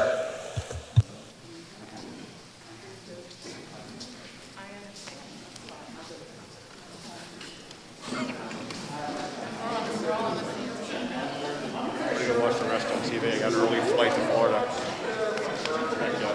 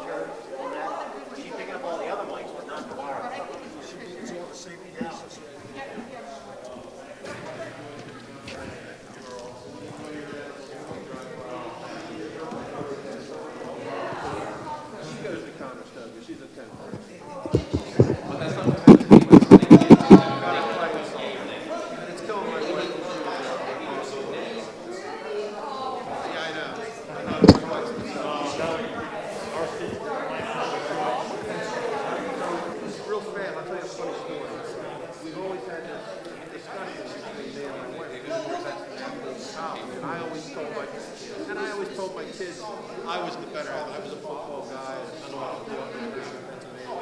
My wife, she played for Temple. But when she played with Boston Temple, she played in, I think it was 1986. So they won the national championship, right? But she would tell you, she never played, right? She never. Somebody came up with a very interesting idea. Everybody throws them.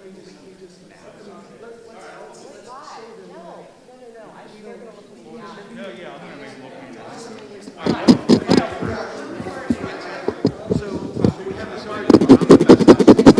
I did. I'm not here. I heard it was going to be a long meeting. I'm like, all right, I'll get my fill for the month. No, I come back for 2 days a week. That's nice. Yeah. I was thinking, are they going to replace you? That's nice. Nice of you to say that. Thank you.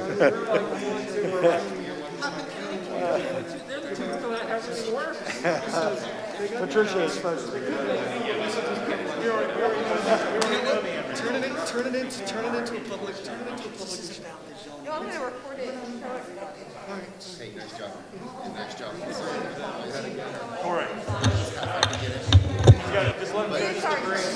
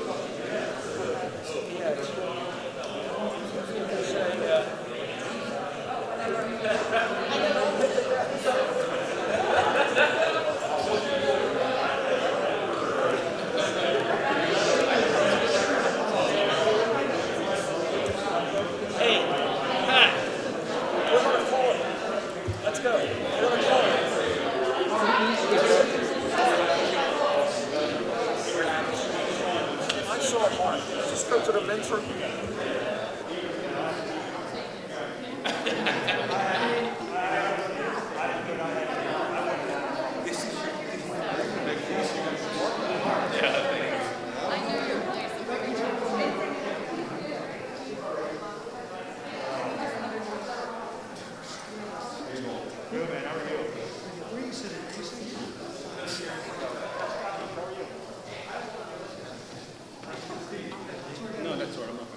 Where's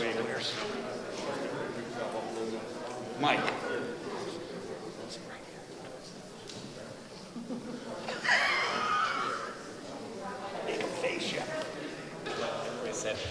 All right, thanks, everyone. I think we're just waiting on Supervisor Freed, and there he is.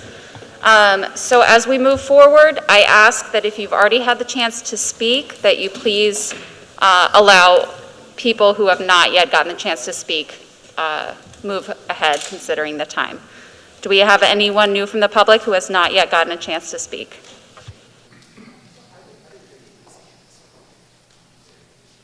I will just wait another minute in case there's anyone outside. So everyone has gotten the opportunity who would like to speak?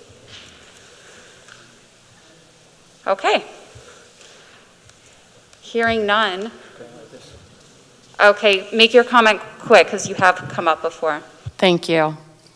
Mindy Rhodes, 331 Broad Run Road, West Bradford Township.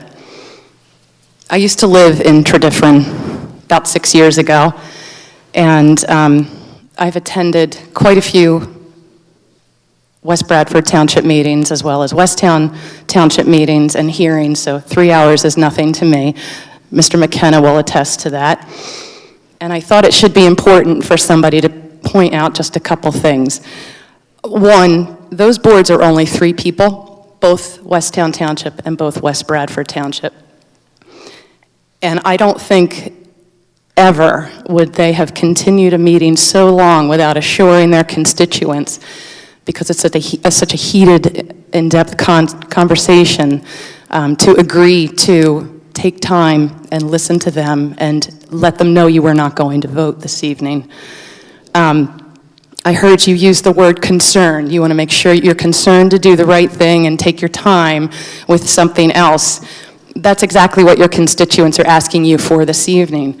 And Mr. Wysocki, I appreciate that you value, the county and state and all of that, but really, you missed the most important point of what your job is. You work for these people. That's number one. These people are number one, and they're your constituents, and they've elected all 7 of you up here. And I think it's pretty clear what they're asking you for, and I just am flabbergasted you haven't already granted it them, which is time for reflection. And my hope is that you do. Thank you. Thank you. Do we have any new members of the public joining us virtually or live? Otherwise, we are going to move on. Hearing none, this is a roll call vote. We will move to the vote.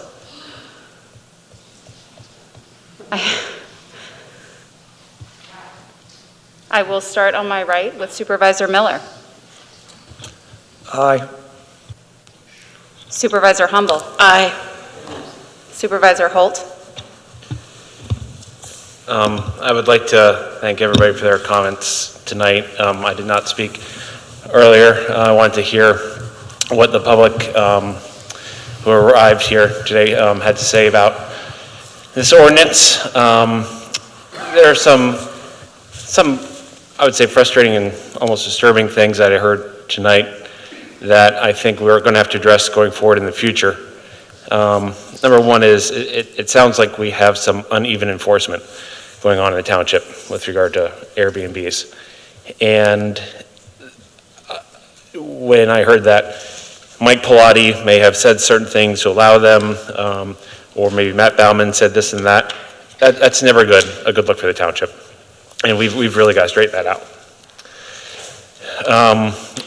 Mr. Onested's comments were very well taken. And I think there's a process issue with regard to this ordinance and Airbnbs that we should be focusing on. And I also do believe that and I really do sympathize with the residents that are operating businesses under the belief that they were permitted to do so. If they put money, time, and effort into these projects, and to later learn that, under maybe a false assumption, that it was not permitted, then that's unfortunate.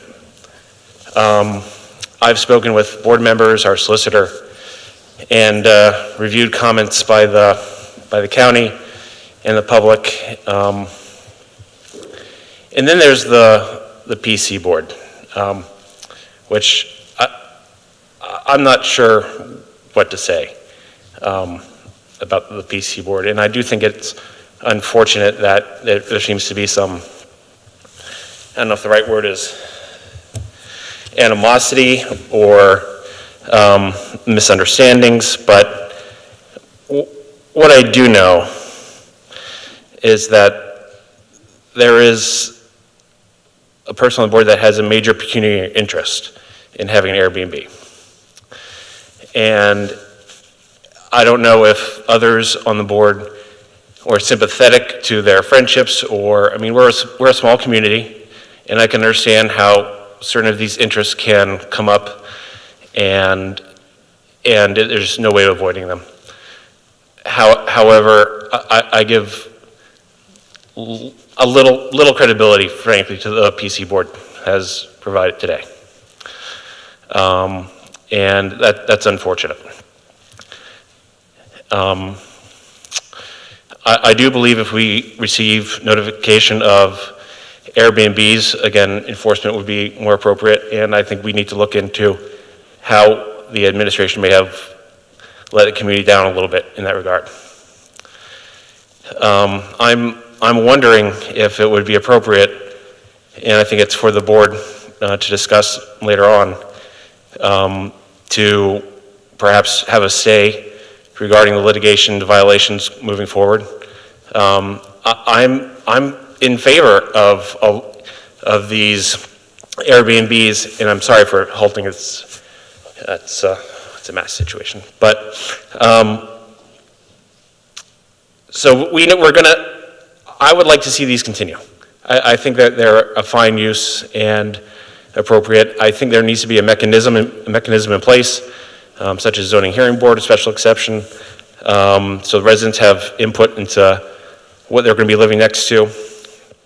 But I also do believe that the majority of residents would prefer not to live in residential districts and next to short-term rentals. But again, there may be situations in rural districts where it could be appropriate.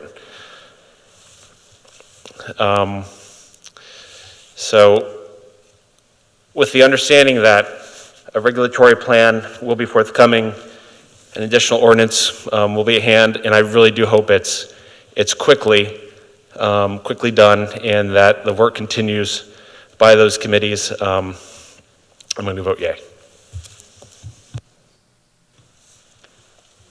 Supervisor Wysocki.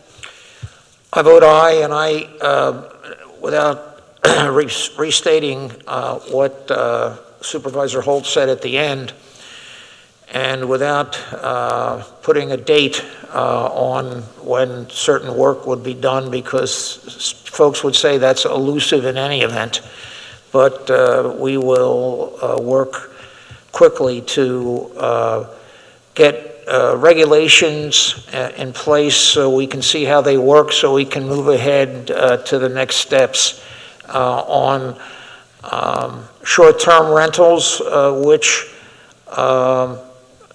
do have their benefits in the right place and in the right way. So I am voting aye.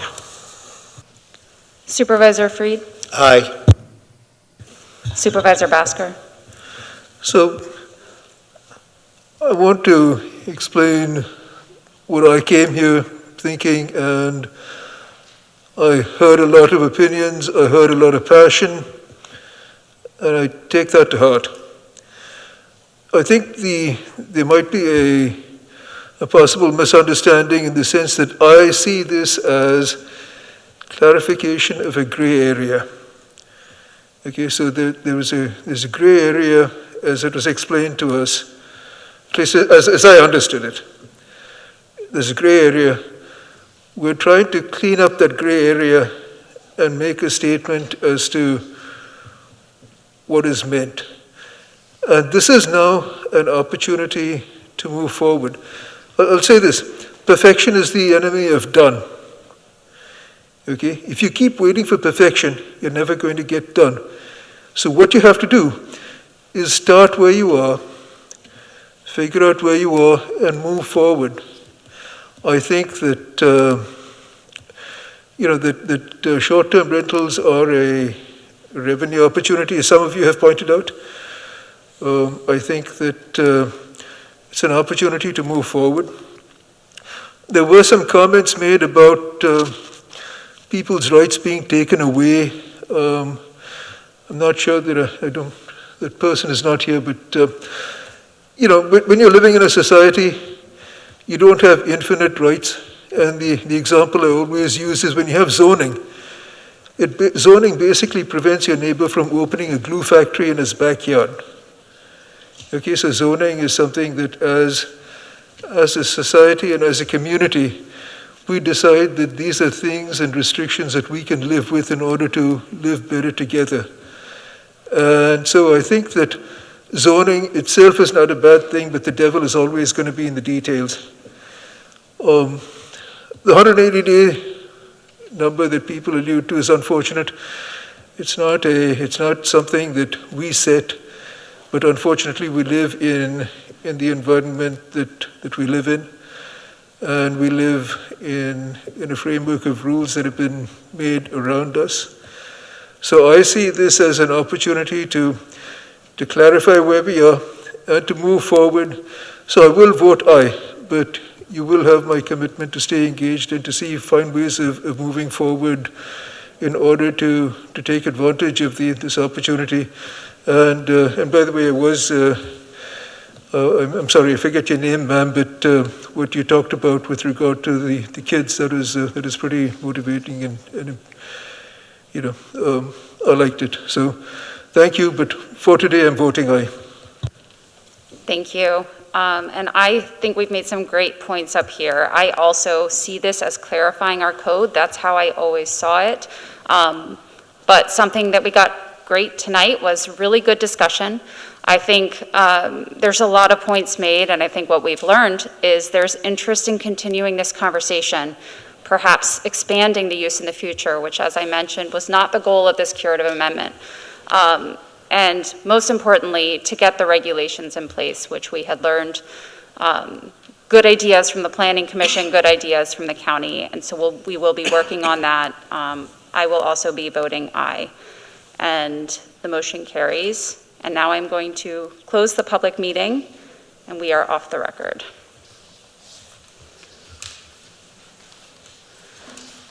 And we will now move on to announcements.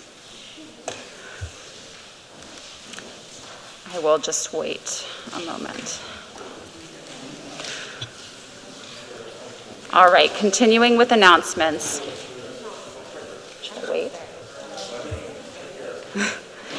Tredyffrin Township has been awarded a grant in the amount, I'll just pause until the room clears out.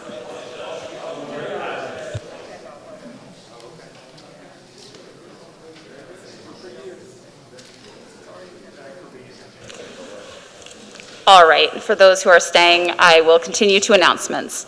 Tredyffrin Township has been awarded a grant in the amount of $1,025,000 from the Community Conservation Partnerships Program administered by the Department of Conservation and Natural Resources, DCNR. The DCNR grant award is a recognition of outstanding recreation and conservation works by Tredyffrin Township and will be used towards improving Wilson Farm Park. In observance of President's Day, Township offices will be closed Monday, February 21st. We move to the approval of minutes. Do I have a motion to approve the minutes of the December 20th, 2021 public meeting? So moved. Do I have a second? Second. All in favor say aye. Aye. Anyone opposed? Motion carries. Next, do we have a motion to approve the minutes of the January 3rd, 2022 organizational meeting? So moved. Do I have a second? Second. All in favor say aye. Aye. Aye. Anyone opposed? Motion carries. We now move on to township business. The board met in executive session prior to this meeting to discuss legal matters. We move to supervisor liaison reports. Supervisor Miller. Planning Commission meets on Thursday. Supervisor Humble. Thank you. The Parks and Recreation Board met Wednesday of last week. We considered and spent a great deal of time on making a wish list of projects for the parks and for recreation that the board members thought would be of interest and would be good additions to the township. Additionally, Jamie Godfrey appeared at the Parks and Recreation Board as a prospective member of the board, and he was a big hit. Unanimously, everybody liked him. And we also discussed the format and the detail items for the board's 2021 year-end report. Thank you. And I think we have a motion to appoint Jamie Godfrey to the Park and Recreation Board. Do we have a motion? So moved. Do we have a second? Second. Any board discussion? Any public discussion? All in favor say aye. Aye. Aye. Anyone opposed? Congratulations, Jamie. Supervisor Holt.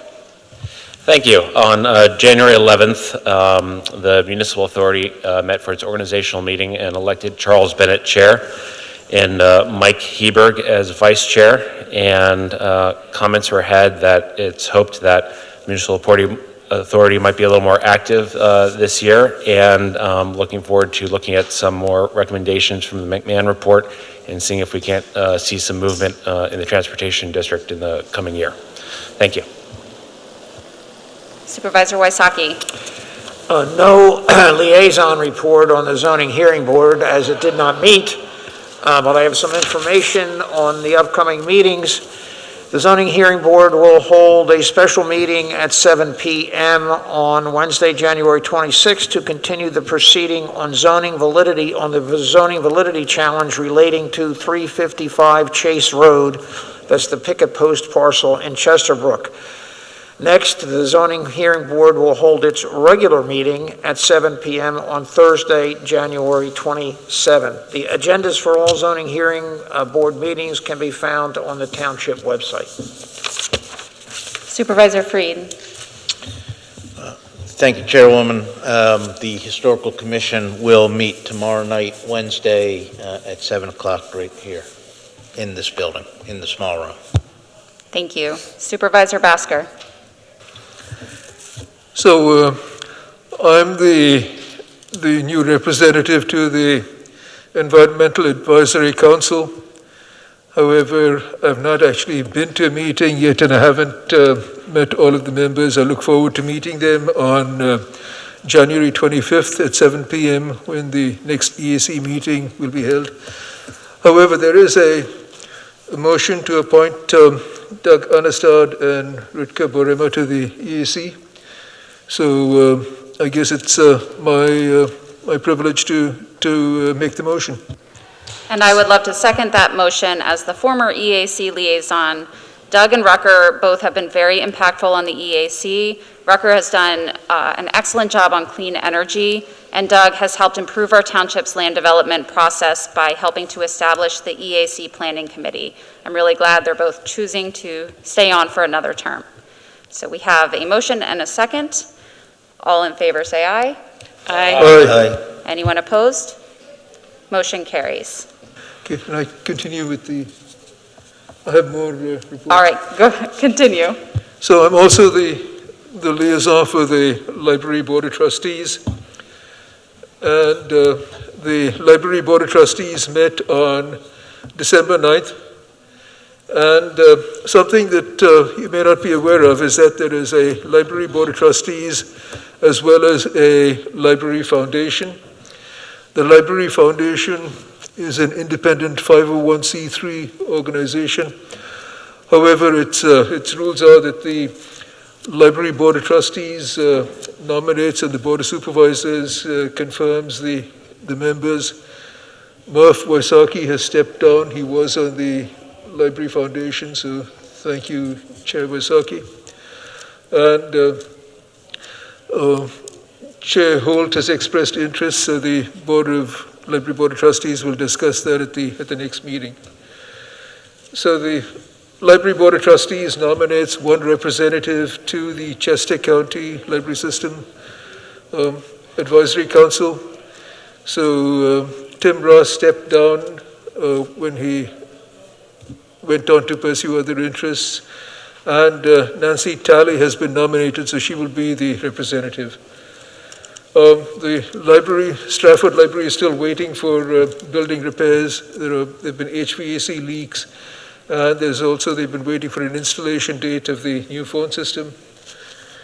Now, in 2021, library visits were down, but you can't make a direct comparison with 2020 because they were changing hours of operation and pandemic mitigation. But circulation levels are up, and monthly circulation levels are actually almost up to pre-pandemic levels. So they're still below the pre-pandemic levels, but they're up. And electronic material circulation are significantly up since 2021. And that's sort of been a regular climb since for the last 5 years. The next meeting of the Library Board of Trustees will be Thursday, January 27th at 7:30 p.m. at the Stratford Library. I'm also the liaison to the Traffic Committee, which meets at 7:30 in the morning. The last meeting was December 15th, and it meets 4 times a year. So, and this is actually one of the longer meetings. So there were a number of, there were safety concerns and a lot of discussion about the intersection of Stratford Avenue with Hedgerow and Grant Lanes. There was poor placement of stop signs, of traffic markings, and there were also long-term concerns about the new development in Radnor and the possible traffic from there to the Stratford station. So Township staff have been following up with the signs and will follow up regarding traffic. There were pedestrian concerns about crossing West Central Avenue to get to Woodbine Park, and the answer there is basically you really need to cross the road at the crest of the hill in order to cross safely, because if you're crossing on either side of the crest, the traffic coming over the crest can't see you. There were speeding concerns at several locations, and Corporal Islip will follow up. There were some complaints about brake retarders on Yellow Springs Road, but that is probably from the turnpike. There's not much we can do about that. But there was discussion about bicycle safety on Yellow Springs Road and people using Yellow Springs Road to get to Valley Forge Park on bicycle. And Township Engineer Burgo will discuss that with PennDOT in the spring. There were concerns raised about flashing lights at Chesterbrook Boulevard staying on for too long, and they may be ignored. So again, Township Engineering will look at the timing. And then there were discussions with the developers that come into the Traffic Committee to talk about traffic flows at the proposed Wawa at New Eagle School Road and Sweetsford. So there was discussion about that. And there was also an announcement, Howellville Bridge is open after it was closed for some storm remediation issues. It had been closed for quite some time, if you remember. There was a new bridge, but because of the storms that we had, there was some remediation that had to be done. It's now open again. So the next meeting of the Traffic Committee will be Wednesday, March 16th at 7:30 a.m. So thank you, Dr. Gussie. Thank you, Supervisor Basker. Now we will move on to a presentation from McMahon Associates regarding the Gateway Multimodal Study. Mr. Burgo. Madam Chair and members of the board, tonight we have John York here from McMahon Associates. He will be working, he's been working with us on the Gateway Multimodal Sidewalk Project. just a little bit of history. McMahon Associates had worked for a number of years with us on the study portion of the project. And then last year, McMahon was working on the preliminary engineering. So tonight, he's going to give us a quick summary, overview of what work was completed in 2021, and then kind of go over the next steps moving forward in future years. Good evening. Thanks for having me here. Steve told me it had to be very quick now. I'll just jump in, and if you have any questions, feel free to interrupt, and I'll also stick around when I'm done. As Steve was saying, we did a study several years ago looking at improving multimodal travel, transportation in the north section of the township in and around Gateway Shopping Center. That's why we called it the Gateway Multimodal Study, and actually presented here almost 2 years to the day, the final study. And in that study, there was planning recommendations, high-level recommendations for a number of roads in the area, but there was a focus area that provided sidewalks along Valley Forge Road from Walker Road near the elementary school, down Valley Forge Road with a pedestrian connection through the shopping center, and then coming out on Sweetsford Road to Valley Road. And there were some concepts developed for that. So during that study, there was some community outreach, a public workshop, and we did work with a study committee. And then after that study was finalized and adopted, the township authorized us to complete preliminary engineering for the sidewalk project. So we have completed the preliminary engineering, and as part of that process, we did have some property owner coordination for the parcels that were along the sidewalk route. And through that process, we did hear some positive feedback, some negative feedback, some neutral response. Definitely as the project, if it were to move into final design, or depending on the funding, grant funding that we received, there would need to be an additional property owner outreach, and further looking at some of those issues and concerns that were raised. But so right now, as the graphic shows, we did complete preliminary engineering, and the next phase would be grant funding. There are definitely several projects through PennDOT that could fund the sidewalk project, and then once the funding was secured, we could move forward with final engineering and permitting and construction. So, as I was saying, the purpose of the study was to improve multimodal access and to enhance the transportation network so that you can travel by car, by walking, or by bike. The sidewalk project obviously provides a pedestrian link. It's going to connect the neighborhood in the area. It's going to connect the school. It's going to connect the commercial center at Gateway. It's going to connect to the regional Chester Valley Trail. And then it's also going to improve access to transit for people in the area, especially the workers for Gateway. And through the study process, we found that even people that work at the Turnpike rest stop are walking down Valley Forge Road to reach transit. So that was an important portion. We're not providing the full sidewalk connection, but a big chunk of that will get them up to at least Walker Road. And then just, the overall improving multimodal transportation is just a healthy, environmentally friendly benefit for the community. And just quick concepts. This is Valley Forge Road, Walker Road, and in the lower right corner would be the school. So the concept shows a crossing across Valley Forge Road on the north side, and then the sidewalk would continue down on the east side of Valley Forge Road.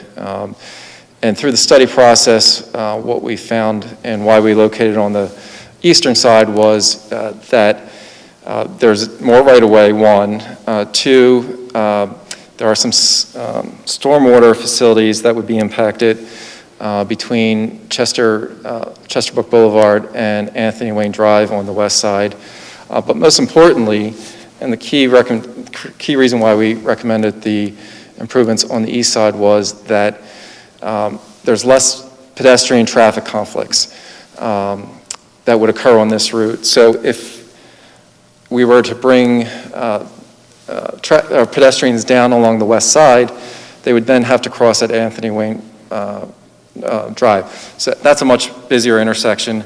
So if for example, during the PM peak hour, a pedestrian that came from this intersection down to Anthony Wayne Drive, and then, for example, let's say they were going to the Gateway Shopping Center, they'd have over 2,200 pedestrian conflicts with traffic during the PM peak hour, as opposed to approximately maybe 1,000 on the east side as we're proposing. So that was a big factor in our recommendation on why to put it on the east side.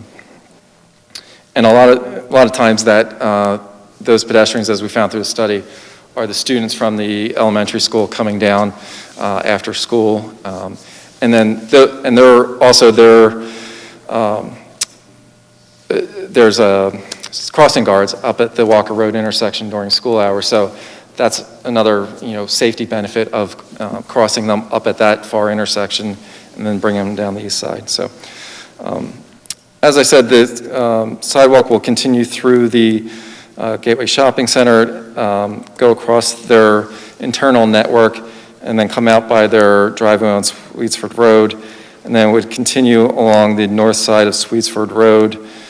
There were some slope issues with 202 on the far side, and easements and right-of-way issues along that side. So that's the reason why we recommended it on the north side. And then they would come to the intersection with Valley Forge Road, or West Valley Road, I'm sorry. And then they would cross down and then be able to cross the intersection, the West Valley Road approach, and then reach that. There's a transit stop, bus stop on the far right corner, so the sidewalk would extend to that bus stop. So as I was saying, the next steps are to secure funding for the final design and construction. The township is currently seeking a Green Light Go grant from PennDOT, which I believe is next on the agenda. And those would be for signal and pedestrian upgrades along Valley Forge Road. There would be some ADA ramp work, push buttons for the pedestrian signal heads. That project would not include sidewalk. That would be funded under a separate grant project. And then again, as I was saying, continue property owner coordination, obtain any right-of-way and easements that are needed, and then move forward with the design. And just for reference, the project was broken up in 3 sections. If we had to phase the projects, and the middle section, project 2, is basically on the shopping center property. Project 1 is everything on Valley Forge Road to the north of the shopping center, and then project area 3 is basically what's on Sweetsford Road. And you can see that the projects range from about $420,000 to about $100,000. And those are projected for 2024 costs. So that's the presentation. If you have any questions, I'd be happy to answer them. I just have a very minor correction. It's the students from Valley Forge Middle School, not from the elementary school. I'm sorry, yes, the middle school. But you are correct. It's a big deal for the students to walk to Gateway Center, especially on Fridays after school. Thank you. You can see the worn paths by the side of the road. And the sidewalk would provide a buffer, a grass buffer, and then the sidewalk. So. Thank you. We appreciate the update. It's always a good to get updates on this project. It's something I definitely look forward to, and I'm happy that we have on our next agenda item to kind of move forward with some of the low-hanging fruit from that project.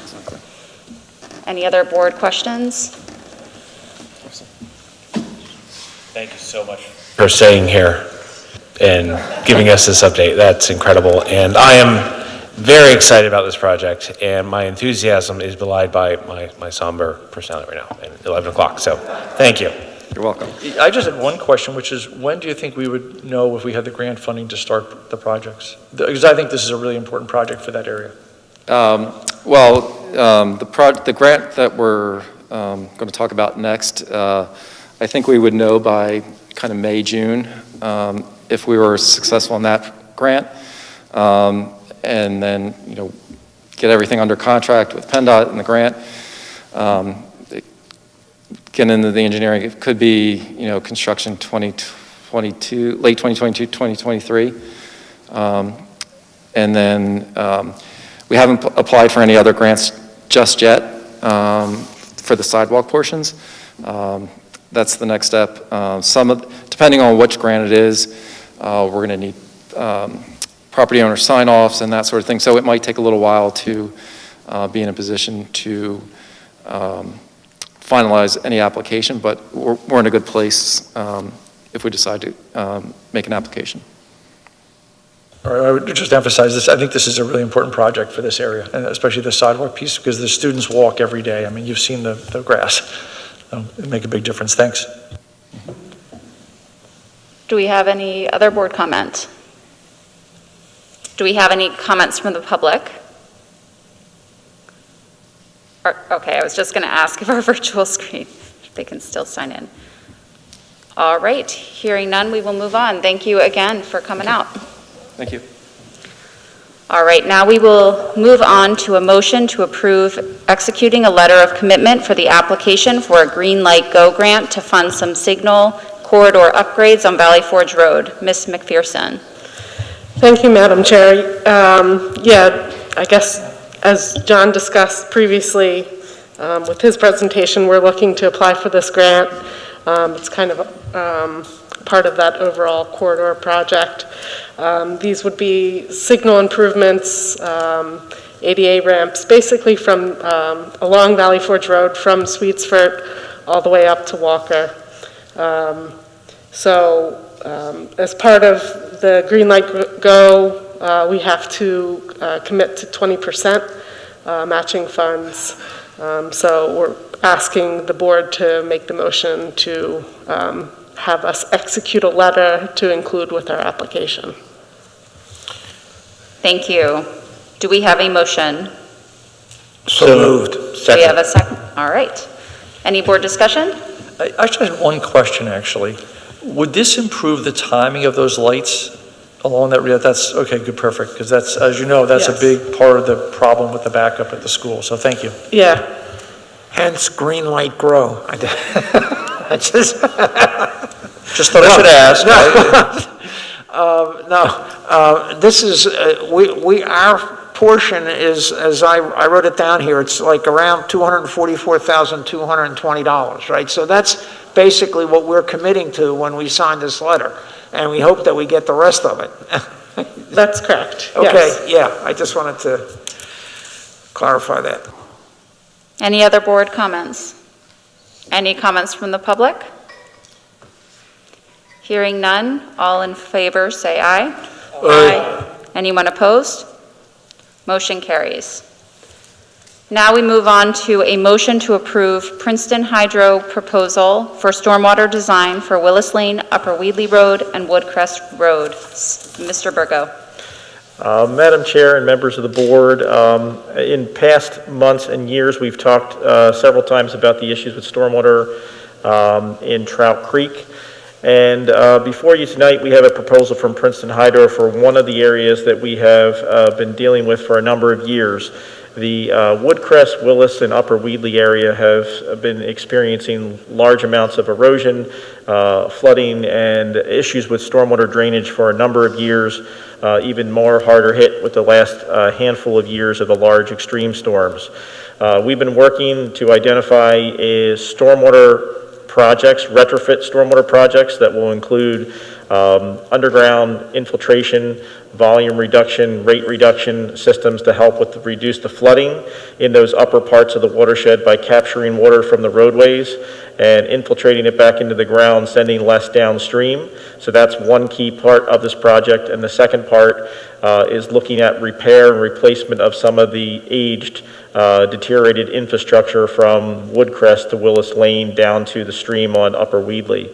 So we have worked with Princeton Hydro. I've worked with the proposal with them to identify a plan of attack so it covers survey, geotechnical work, planning, design, permitting for the calendar year 2022 with the anticipated start of construction sometime in 2023 for this project.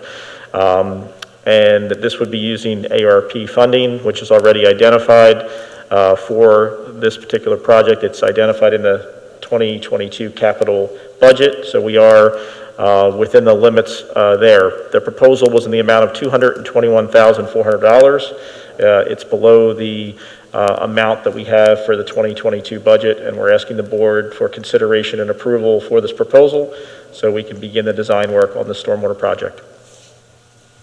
Do we have a motion? So moved. Do we have a second? Second.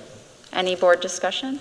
Yes, I just wanted to add that I have personally visited that area by Upper Weedley Road in the middle of all this and witnessed firsthand the destruction that the stormwater has created there in the neighborhood, and I very much appreciate that this remediation is going to happen much sooner rather than later, so thank you very much.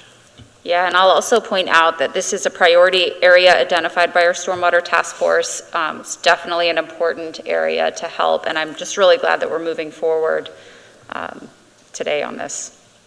Any other board comment? Any public comment? All in favor say aye. Aye. Aye. Anyone opposed? Motion carries. Next, we have a motion to authorize the 2022 pickleball tournaments with Tennis with Tyler. Mr. Duraco. Thank you, Madam Chair, members of the board. In an effort to expand our community recreation events, staff is proposing 2 pickleball tournaments, one in the spring, one in the fall, at Tea Garden Park, to be hosted with Tennis by Tyler. He's a vendor. He will organize, run everything associated with the tournament. And the way it'll break down is he'll keep 80% of the registration fees and the township will get 20%.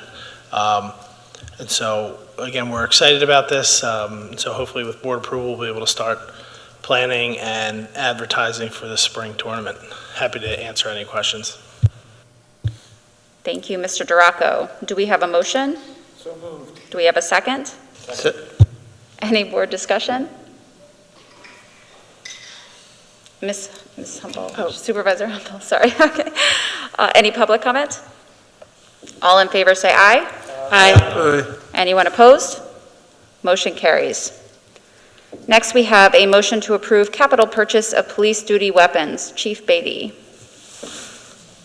Thank you. The police department is requesting to replace our current duty handgun with which was lined up in the 2022 capital purchase plan under line item 47-210.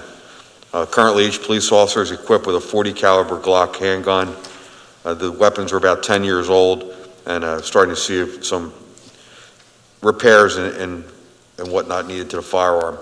Our firearms unit under Captain Brown's leadership researched a new platform, a new transition, and we'd like to recommend switching to a Glock 9mm weapon.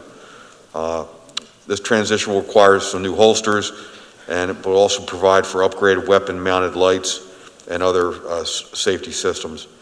The benefits of switching to a 9mm versus a .40 cal is most dramatically seen in the decreased ammunition cost, almost $60 per box of ammunition.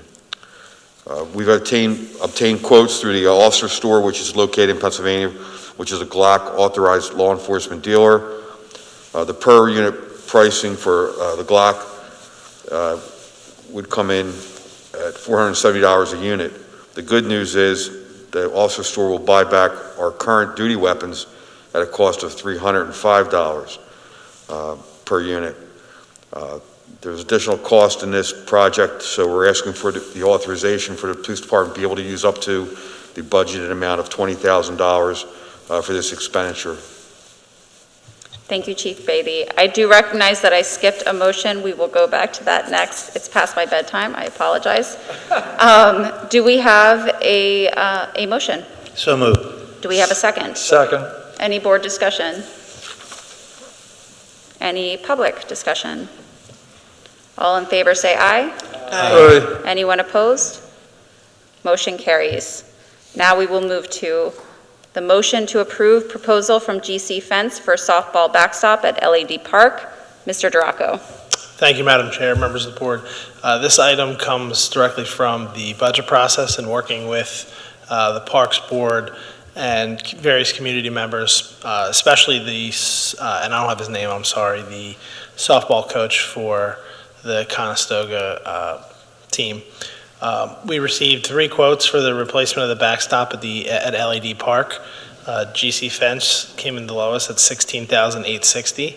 This is included in the budget, and half of the funding will come from the Parks Foundation. Happy to answer any questions. Thank you. Do we have a motion? So moved. Do we have a second?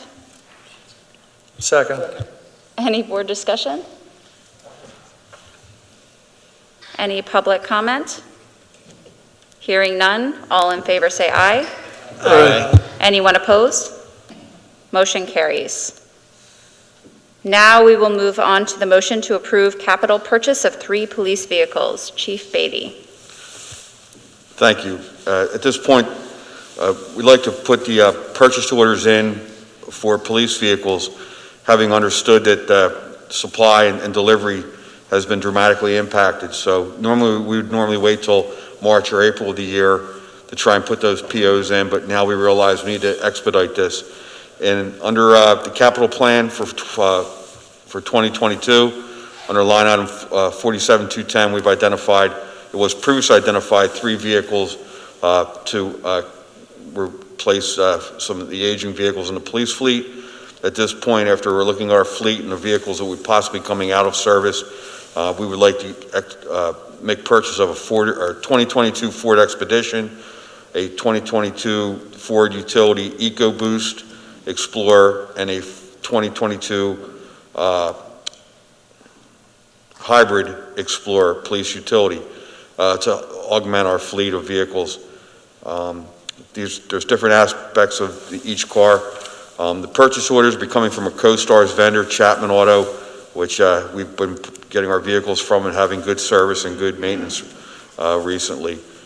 Just as an example, the pricing summary for the Expedition, at list price at $54, with our Chapman, with the discount for the CoStars, it's at $40,000, basically a $13,300 difference. Also on the 2 other Explorers, you're seeing almost a $6,000 discount through CoStars for each of those vehicles. So the police department would like to have authorization to commence with the purchase orders, and we'll be keeping the expended number well under the budgeted amount for the capital vehicles for 2022. Thank you. Do we have a motion? So moved. Do we have a second? Second. Any board discussion? Yes, I would like to just, I understand why we're not acquiring an electric vehicle. And I think that moving forward, eventually we will need to do that, and it would be challenging to do that in one step. So I think that I would encourage the police department in 2022. So I support this decision. I know why you're making this decision.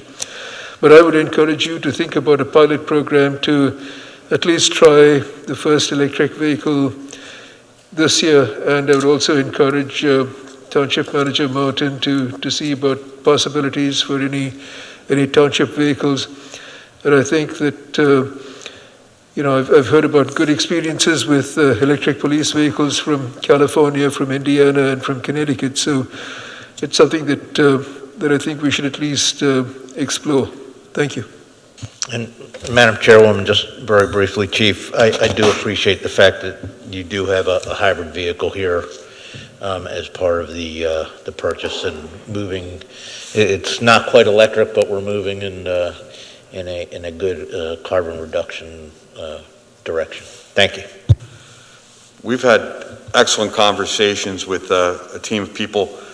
We've did some trials on the electric vehicles. Definitely see them becoming viable. In fact, I think June of this past year, I prepared a memo for the Finance Committee to review that and give us direction if they want us to move in the electric realm. At that time, we held off, and we're going to continue to explore those options moving forward, and we'll work with Finance to make sure we get the right equipment coming in when it's available. Appreciate that. Thank you. Do we have any other board comments? Do we have any comments from the public? Hearing none, all in favor say aye. Aye. Anyone opposed? Motion carries.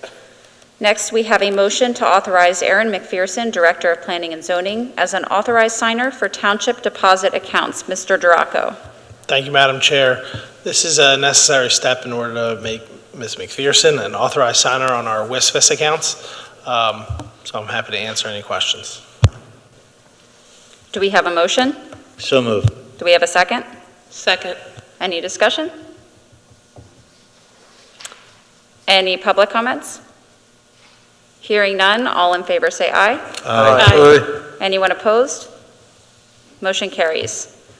Next, we move on to a discussion for submitting requests through Representative Schusterman for needed stormwater improvements on PennDOT roadways. Mr. Burgo. Madam Chair and members of the board, a letter was included in your board packet, and this letter is directed towards Representative Melissa Schusterman. It's a request from the township for kind of their office to assist in making a request to PennDOT to conduct some necessary engineering studies, planning and budgeting for some state stormwater improvements, drainage improvements to 3 identified roadways here. We have probably needs for more than the 3 that are identified, but 3 specifically here. For Old Eagle School Road in the Stratford area of the township between Route 30 and the Stratford train station. North Valley Road between East Central and down by the 202 underpass, as well as Paoli Pike in the area between Willistown Township's line and the Route 30. These areas have had numerous issues with drainage on the roadways, roadway flooding, inundation, erosion, sediment, blocking the road. North Valley Road has had the stream now diverted going down the road when it rains because PennDOT has not made improvements or even cleaned their infrastructure in a number of years, causing havoc. Paoli Pike has had issues that are spilling over onto township roads on West Circular Avenue. And Old Eagle School, the drainage system is just old and undersized to handle current flows that are down there. Some of the pipes that feed into the system are larger than the pipes that are in the PennDOT roadway. So they really need to be studied further by PennDOT. They need to put really a large amount of effort into the study and evaluating what can be done to help these sections of Tredyffrin Township. So we're basically, with this letter, we're kind of putting a request out to Representative Schusterman to ask her to help start the conversations with PennDOT and ask them to start to plan for these improvements for future years. And tonight we're just really just sharing this with the board, asking them for any input or comment they might have. And we don't need an approval, but we basically just want to poll the supervisors to see if they're okay with authorizing township staff and supervisors to sign and move this forward to the representative's office. Thank you, Mr. Burgo. Our biggest priority right now as a township is stormwater management, and making progress with PennDOT is a key step to that, as many of our problems stem from state roads. So I am happy that we're drafting this letter to get the conversation started through Representative Schusterman. Do we have any other board comments? Yes, Chair Garcia. I have to say that, I actually use two of these roads on a daily basis, North Valley Road and Paoli Pike. And I remember a time 2 years ago when I was coming down North Valley Road from Paoli, heading home towards Sweetsford. And it started out as, there was rain, it was like a normal storm. By the time I got down to like Valley Green, it was almost like a flood, and I was afraid my car would be swept away. So I had to turn, North Valley Road was basically a fast gushing stream. And I think that, these are state roads. We certainly would like PennDOT to do something about it. And to the extent that we can, have Representative Schusterman, persuade them or twist arms or whatever, I'm all for it. So thank you. I had a comment. I'm all for submitting requests for Representative Schusterman to help us in getting needed stormwater improvements on PennDOT roadways. I realize it's not in this request, but I hope in the future we can include the intersection of North Valley Forge Road and Sweetsford Road. That intersection has been on the national news for flooding problems that we've had recently. And it definitely needs attention so that we can make it safe. It's one of our heavily used intersections in the township, so I ask that it be included at some point. Thank you. Thank you. And I know we had a meeting with Representative Schusterman maybe 18 months ago, a year ago. That might have been included in that. I think the idea here was to really focus on a few, and these are, I think they were the top 3 actionable items from our task force report, so that's where they came from, that were PennDOT related. But I do appreciate that comment. Just to add to that comment is there was a letter, I think there was more of it, maybe it was an email version of something that we did send to Representative Schusterman Tyler from her office, and it did widely cover a large number of our state roadways. I mean, it covered almost every state roadway in the township with some identified stormwater or roadway issue. And I think no roadway was left untouched. So we did explain and we did go over those items, but obviously we've been challenged, as well as PennDOT is, they're challenged to accomplish some improvements. So we're trying to focus on some of these ones that have issues where they're flooding people's homes or they're starting to deteriorate the road, or as Supervisor Boscar had said, is places where people can't drive their car where they get flooded. I think we understand that comment for that same intersection, because we know some of that is a maintenance item, that they need to keep those drains clear and clean the same way we've had on 202 of just debris. Some of those areas drained really rapidly once the crews came out to clean those inlets after some of those large storms. And that's something that we constantly are asking PennDOT to continue efforts to keep their drains clean before the storms hit, so we don't have these problems pop up. But it's a very good item to note. Do we have any other comments from the board? Do we have any comments from the public?